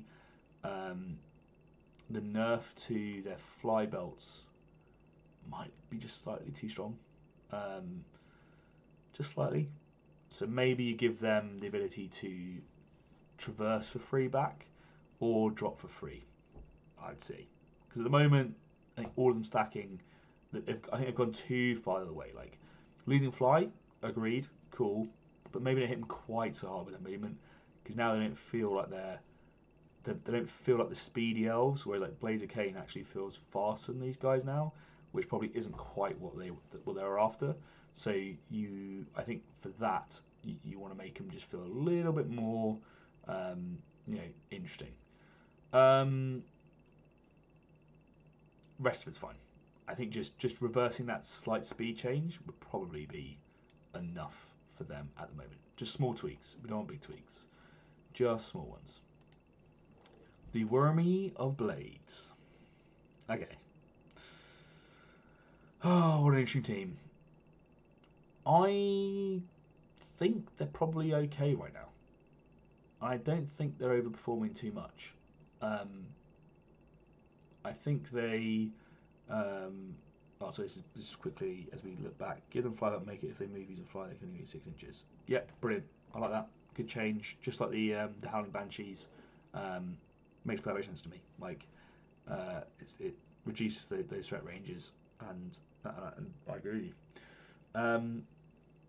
Yeah, I think Wyrmblade are in a good place, and I don't want to change. I don't want to suggest that you change too much for them because they weren't that great for quite a long time, and now they seem to be doing okay. And it's a risk of nerf them. But I think a lot of players finally got excited about them, which is a good thing, right? Like if people finally get excited about a team, you don't want them to become nerfed. So I think they were just slightly too strong old Beta Decima, but that's now been changed. So I think now these guys are okay. The forward deployed heavy weapons can be a little bit oppressive. I don't know if it's too strong. Suggestion from Christoph. Changing height is not better to flip the order. I think that might be it. Like that would probably remove the feel bads, right? So if you forward deploy, you can't then change to engage and shoot someone with a heavy weapon, particularly against like elite models. I think that's probably the change. Or if you do, you have to spend like an infiltrate option rather than doing it with cold ambush. So at least force them to do something going forwards. Removing. Yeah, I think that's it, right? Like, or at least make them not have the rerolls. I think the combination of rerolls with a forward deploy on a model that you can't predict or see is probably the bit that gets people annoyed. Other than that, leave them as are. Like, I think they're fine. So, but I agree with those points. So yeah, probably not either just saying no, you can't flip order, or if you do, you're not getting the rerolls. Either of those two options is probably a good way of solving Wyrmblade. Okay, Farstalker Kinband. God, I don't know how to solve these guys because it feels like they, like every time we get close, we move further away.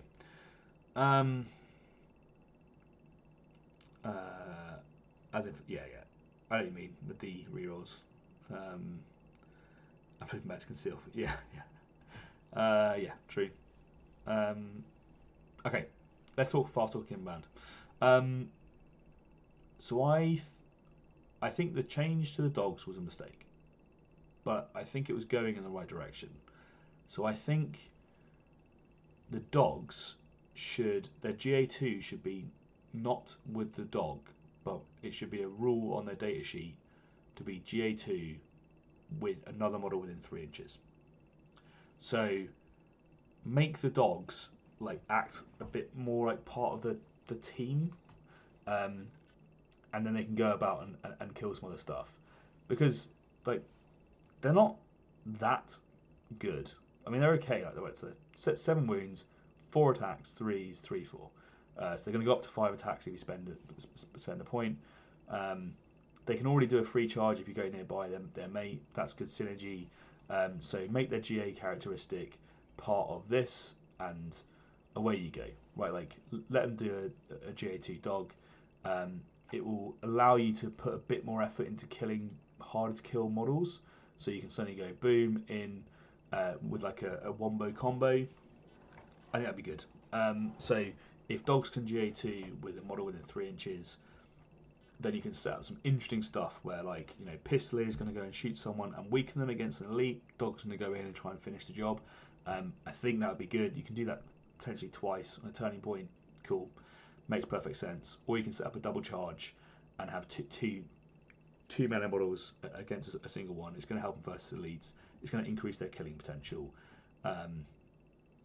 And you can still have the option on turning point 1 to have 12 activations. So against the Horde teams, you can still position well.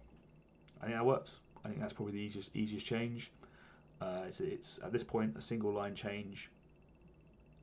It'd probably do the job. Hearthkyn Salvager. Justice for Justian. Where are the full rules? I think sadly that's it. They've got them. There's security and seek and destroy. They've got no equipment unless you play narrative. Hence why I'm playing narrative this weekend with Strikeforce Justian. Hearthkyn Salvager, I think they're there. And they're fine now. And they've got all the stuff they need to have. I can see the locator ability to stop forward deploys becoming a bit oppressive, potentially against some teams, particularly their Hearthkyn Jaeger brothers. Other than that, fine. High-Tech Circle, this is a team I think could do with some more internal balance still. I still think the Technomancer and Psychomancer just aren't as good as the Chronomancer. So, suggestions I've had, which I don't disagree with, is one is making the Psychomancer shooting. So I think sorry, okay, just initially Chronomancer, you can just leave them as they are. They're fantastic. All these abilities are good. Generically, I think you could just make all the Cryptex just be able to have access to all of these all the time, but fine.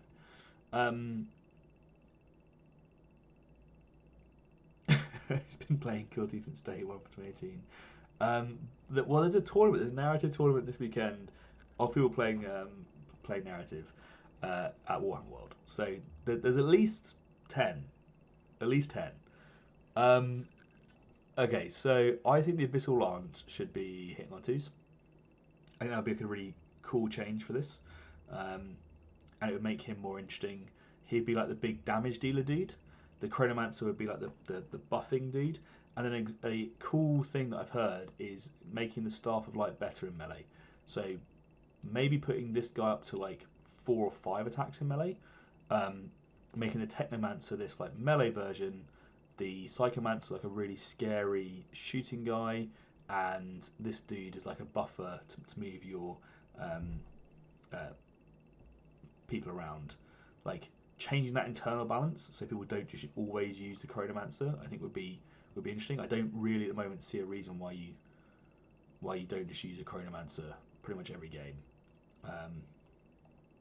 Make Revive again on 3+, it's too oppressive on 2+. Yeah, so I think you could almost do it in a slightly different way. I think the way they did it is they were like just boom straight to 2+, and away you go. I think if you made it so that each time you failed it, you add 1 to the result, that'd be a better way around it. So, Like, like, say if you die on turning point 1, you come back on a 3+ on turning point 2, you come back on a 2+ on turning point 3, you're guaranteed to be revived on turning point 4. But then if you die later on, it's less likely you're going to get revived. I think that's how I personally would like change that. But yeah, other than that, other than internal balance, I think they're in a great place. I think they do really like. I think they're really cool. I love all the changes that they've had. They've had a lot of changes. One small thing that I would like to see, but they don't need this. But this is like if we were to redo the edition, I'd make the 2 plasma sites have both the rules, make them both reanimate, and make them both have accelerate. I think that'd be cool. That's purely because I think they could do it with 2 comms, and nothing else. I think they've solved it in other ways. They made the Apprentech 3 APL, so it's fine. But that's just me for a new edition change. The things that I would like to see. They don't need it right now. They do not need that right now. Commandos.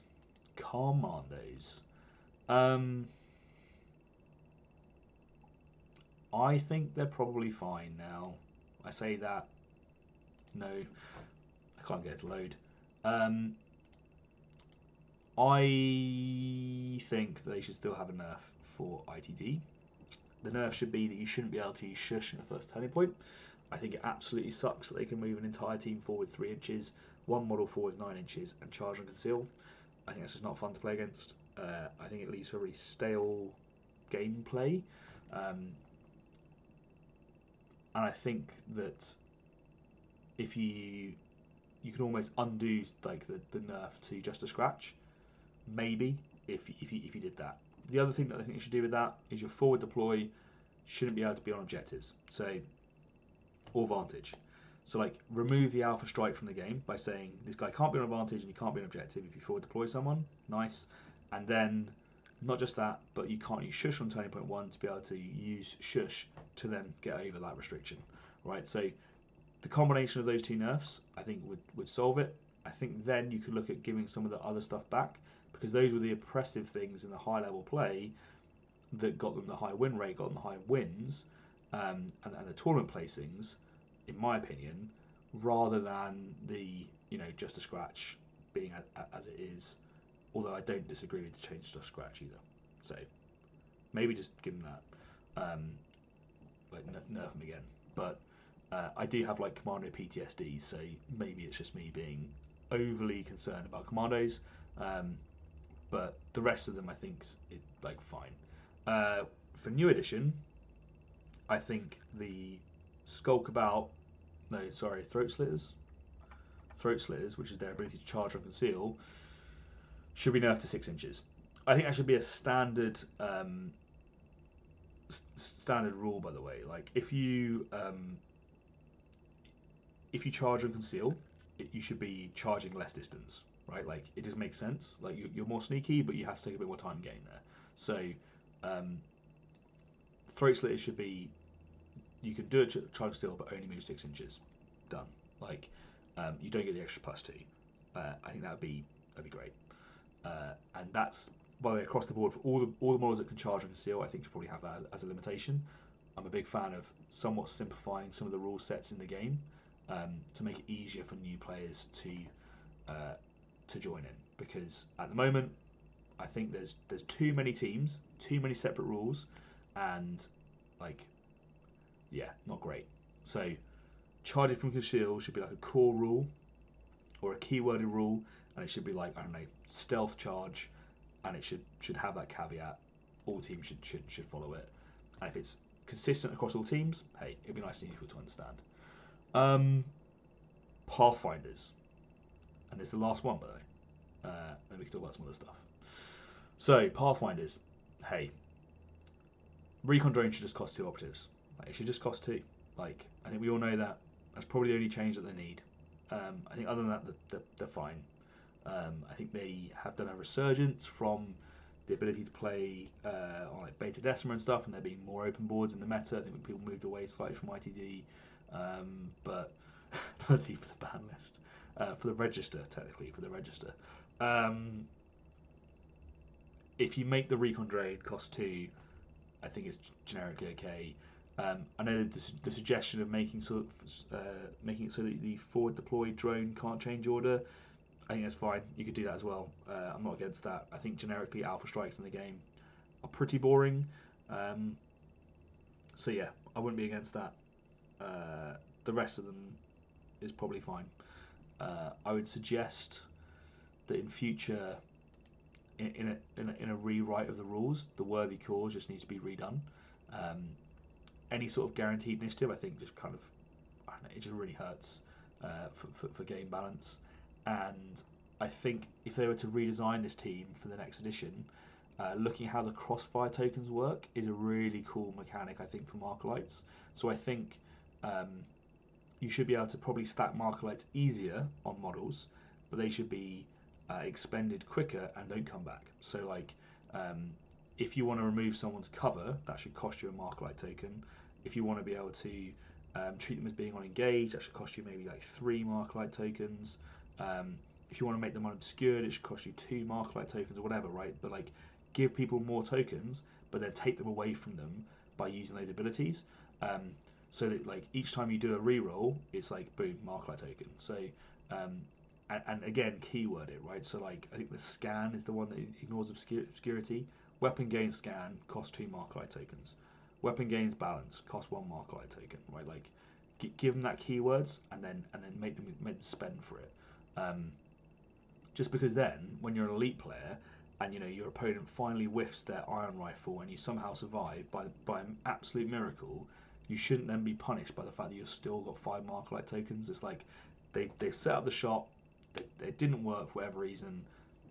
There should be some punishment there. Whereas at the moment it's just like, yeah, you set up the shot, didn't work, let's shoot the next guy, and it's just as damaging. So that's probably how I think you could change that. Cool.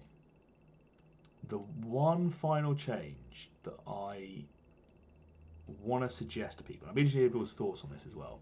It's a change to the way that initiative works. So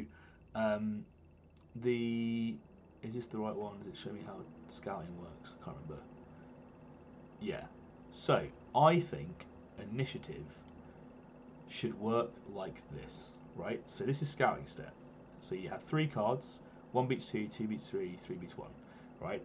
And whoever's the attacker gets it. But like, hear me out.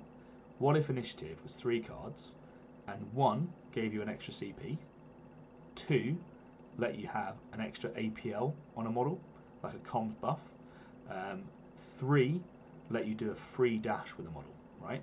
So 3 separate options, and then if you had initiative previously, and you both choose the same one, then whoever didn't have initiative decides, right?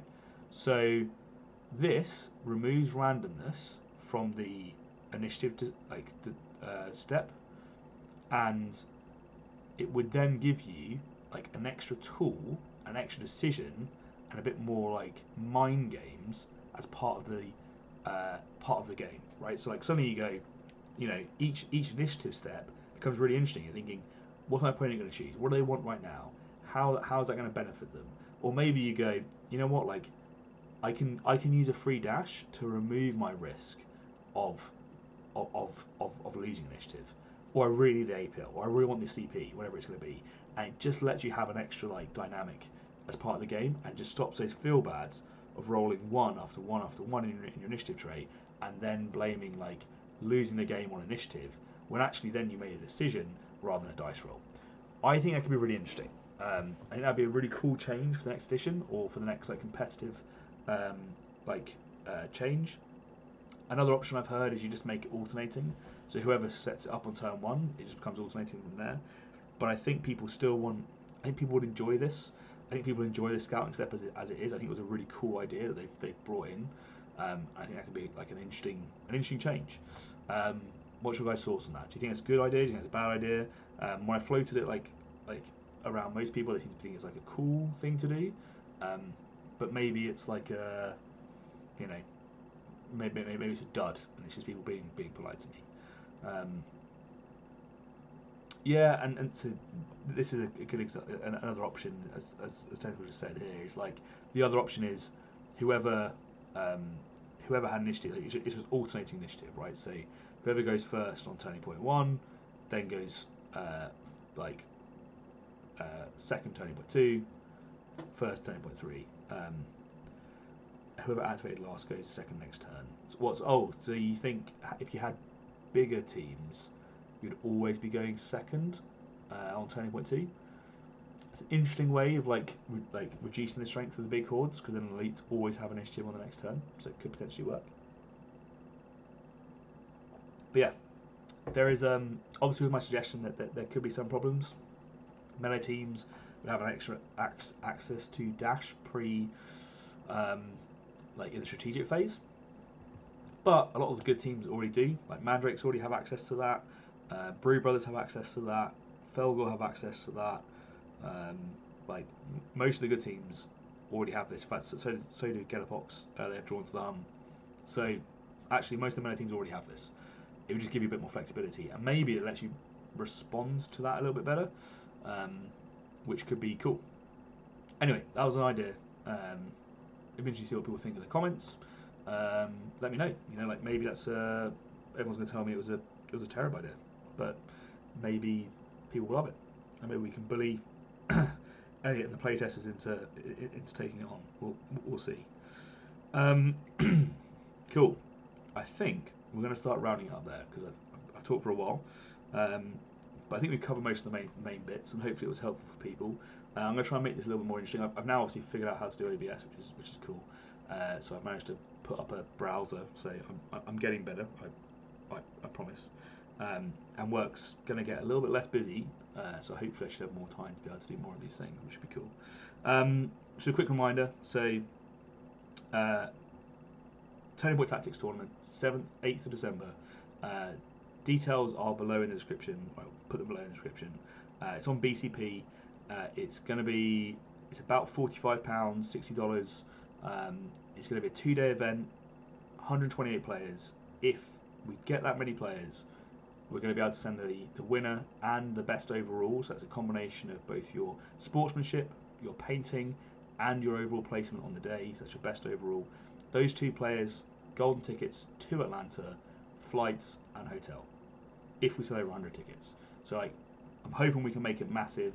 Please, everyone get there, get your friends there, and it'll be a really cool and hopefully fun event. It's going to be mixed terrain, so you'll be playing on open board, ITD, there may be some beta decima. It's all going to be TPT layouts, so I'm going to try and design some asymmetric ITD. I'm stealing the idea from Squad Games and Dakota, because I think it's a fantastic idea, and he's done it really well. If not, I might just steal some of their maps. So I think that'd be pretty cool. What's this? Each player has cards number 1 to 4 with different buffs, like your CP dash, and card number 1 has no buffs. You can choose a card in initial phase. Whoever picks the lowest number activates first. Yeah, okay. I guess then if you can guarantee it, right? You can always guarantee the thing. But I guess people will probably never take the higher number, because you're guaranteed to lose at that point. So people are probably going to be taking option 1 or 2. So yeah, maybe. I guess then as well, if you didn't have initiative, you can guarantee initiative by just be going like, I'm taking no buff. So that'd be interesting. Can't use the same card twice. Okay, yeah, okay, I like that. Let's get a little bit more interesting. Each time it becomes more interesting. Any plans of visiting Germany for our gold ticket event? When and where, Christoph? Let me know. I'll do a shout out now so people can try and find it. So let me know the dates and where it's hosted, because Germany is a kind of big place. My current life itinerary is busy, but I am keen to go and see as much of the world as possible and much of the quilting community. So if I can, I will try and get over there. But if not, I'll try and promote it and let other people know where it is, so you can get more people attending. So we'll see how it goes. What else is there for me to discuss? I can't really think of anything else. Was there any questions from the audience going forward? Oh, that was it. No, so I did have one other thing, which was the patron priority question, which I probably shouldn't forget about, because that is useful. Right. So this is a question on the Discord, which you can get access to by joining the Patreon, and then you get access to Discord. You can ask Patreon price questions. You get exclusive access to content early and ahead of time, and you can just at me on there to get answers wherever you want to go. So this is a question about how to record and reflect games, and basically what's the best way of doing it. So his thoughts are: can you do things like take a photo of the board after deployment, and then take a photo during the turning points? Have a pre-made form template with normal data can just be slotted in, like tac ops, that sort of stuff. Save the rosters and circle operatives that they've chosen, that sort of stuff going forwards. Statistics can be calculated, and then you can figure out how your games went and go through like that. So would that be beneficial? Would it be worth it? And then you can try and figure out going forwards. So yes, I think there is some benefits. Tom, thank you, dude. Appreciate it. Well, welcome to the Discord. You will be able to get access. They should get an email sent to you, and you can just join the Discord straight away. So welcome to Discord. Thank you very much for subscribing to the Patreon. Feel free to hit a Patreon priority question up, and I'll answer it next time I do a stream. To answer this Patreon priority question, then, like on game reflections, there's a few things I've seen people do that I think is really helpful. So one of the guys that plays at Lincoln, who I've seen do, I would suggest, some really rapid growth and improved a lot over the last few months. He has like a little notepad, and he writes down what ploys people use during the turning points, and that's a great way of tracking your opponent's CP and your opponent's VP, and where the game sort of went wrong per se, or where the points differentials lined up. I think if you can do that and it doesn't detract from your performance at the table, you absolutely should. If you can take photographs of layouts, at the start and end of a turning point, then you can do that as well to help your memory and your reflection. I think the combination of those two things will help people going forwards. But I think it's probably it is a balance, because what you don't want to do is spend so much of your capacity and your time focusing on what you're doing on recording data, and then not actually doing the table thing, right, and doing the assessment going forwards. So I think that my suggestion would be, yes, absolutely, if you have capacity to do so. I think generically, if you just have a more probably objective view of the game, so get your opinion from your opponent, because they're going to give you maybe some insights from the way they saw it. I wouldn't always take that as gospel though. I would say, because maybe your opponent plays elites and you play Karskin, you're going to see it in a certain way, they're going to see it in a certain way, but they might give you a little nugget of information that's really, really useful, where they can say, I think you went wrong when you did this. So take that on board, but then caveat it with your own experience, and then try to have an objective view, why didn't you score the points that you wanted to? Where did it go wrong? Was it the reliability of the dice, or was it because you didn't stack the reliability in the right way? And try and ask those sorts of questions. If you can have that data with a start of the turning point, end of the turning point photograph, then potentially you can see where it went wrong. Where were your models biased? How did your movement play out? How did turn one play out? Did you get all your models to the right place at the right time to score the points that you needed to, or did you end up not going down and having a VP negative on the early turning point? So that's probably what I'd suggest, is I caution people doing leaning too much into it, where you have too much recording to do during a game, because it's very easy to get lost in it and you're not focusing on the game itself. But if you do have time, you do have capacity, then absolutely do that, and you can reflect on it. I think the streaming games can be quite interesting for me, because it's a good way of being able to just capture that information without having to think about it, right? So it's there for the world to see, and so that's something that can be useful for other people as well. So I'm going to try and record more of my games from a club night. We're trying to get a studio sorted. There's a bit of a delay at the moment. Hopefully when that happens, we'll be able to record more games and do it more frequently. And I'll try and do more of these sort of live events where I talk through stuff going forward as well. But there we go. Cool. Well, Christoph, I'll do the shout out right now. So September 14th in Kiel. Kiel is a lovely city, by the way. They do the Kiel week with all the huge beer gardens. or beer tents. I think it's probably the correct term. That is amazing fun. I had an amazing time when I went to kill. It was a little while ago now, but it was fantastic. So 7th, sorry, so it's 14th of kill for the golden ticket event. I think that means, which would be awesome. Or 7th of July for the BD tournament. So I need to go have a look at what I'm doing on the 14th of September. Let's do some diary stalking right now. See if I can make this work. I might be on holiday, but I could maybe make that work. I don't think I've booked anything just yet for that. We'll see. There's a kill team tournament. It writes itself. It writes itself. But yeah, so I'll have a look, mate. 14th of September potentially works. So that's kind of cool. 7th of July I don't think works because I am already doing something else. So sadly I can't do the BD tournament, but maybe the 14th of September. I'm potentially on holiday then, but maybe I can persuade my other half to let me go to Kiel instead. We'll see. But send me details. Let's make it work. And yeah, Tom, absolutely. Like, I think it would be awesome to I'm a massive advocate for trying to increase local scenes.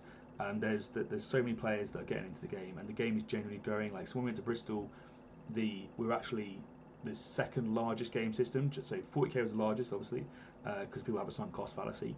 Just beneath that was Kill Team, and we were beating AOS, we were beating Horus Heresy, we were beating these other big systems. And I think that's because the game is really fun to play, and we just need to get more people playing the game. And when they do start playing it, they're going to see it, right? And as soon as they get in and that hook's in there, that they're going to be fully sold. It's just a really good game, and I'm hopeful that the new edition is going to like inject a whole new flavour to the game and get people going in the right direction. There you go. It is Kill Team. It makes perfect sense. All right, so I'm going to wrap it up there because I have talked for a while. Open till 11 p.m. 7 days a week. Oh wow, that's awesome. Perfect.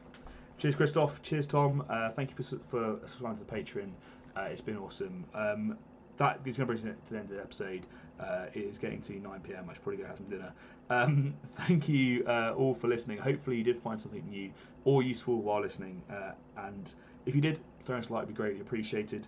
If you want to make sure you don't miss any episodes, make sure you hit the subscribe button and the little bell icon so you get notifications as soon as the next one drops, or when I go live like this randomly without any information. So there you go. If you can't wait and you do want early access to all our content ahead of time, hit up the Patreon. I'll be getting this put up on there slightly just after this, and that is pretty much it. Thank you so much for listening. I'm your host Ryan. This has been Turning Point Tactics, and I'll see you next week. Cheers all. Cheers Andy. Cheers. Yeah, agree. Kill Team Hungary. They could do with a lot more. Bring on the buff for Strikeforce Justian. I'm calling it there. Peace. I'll see you all later. See ya.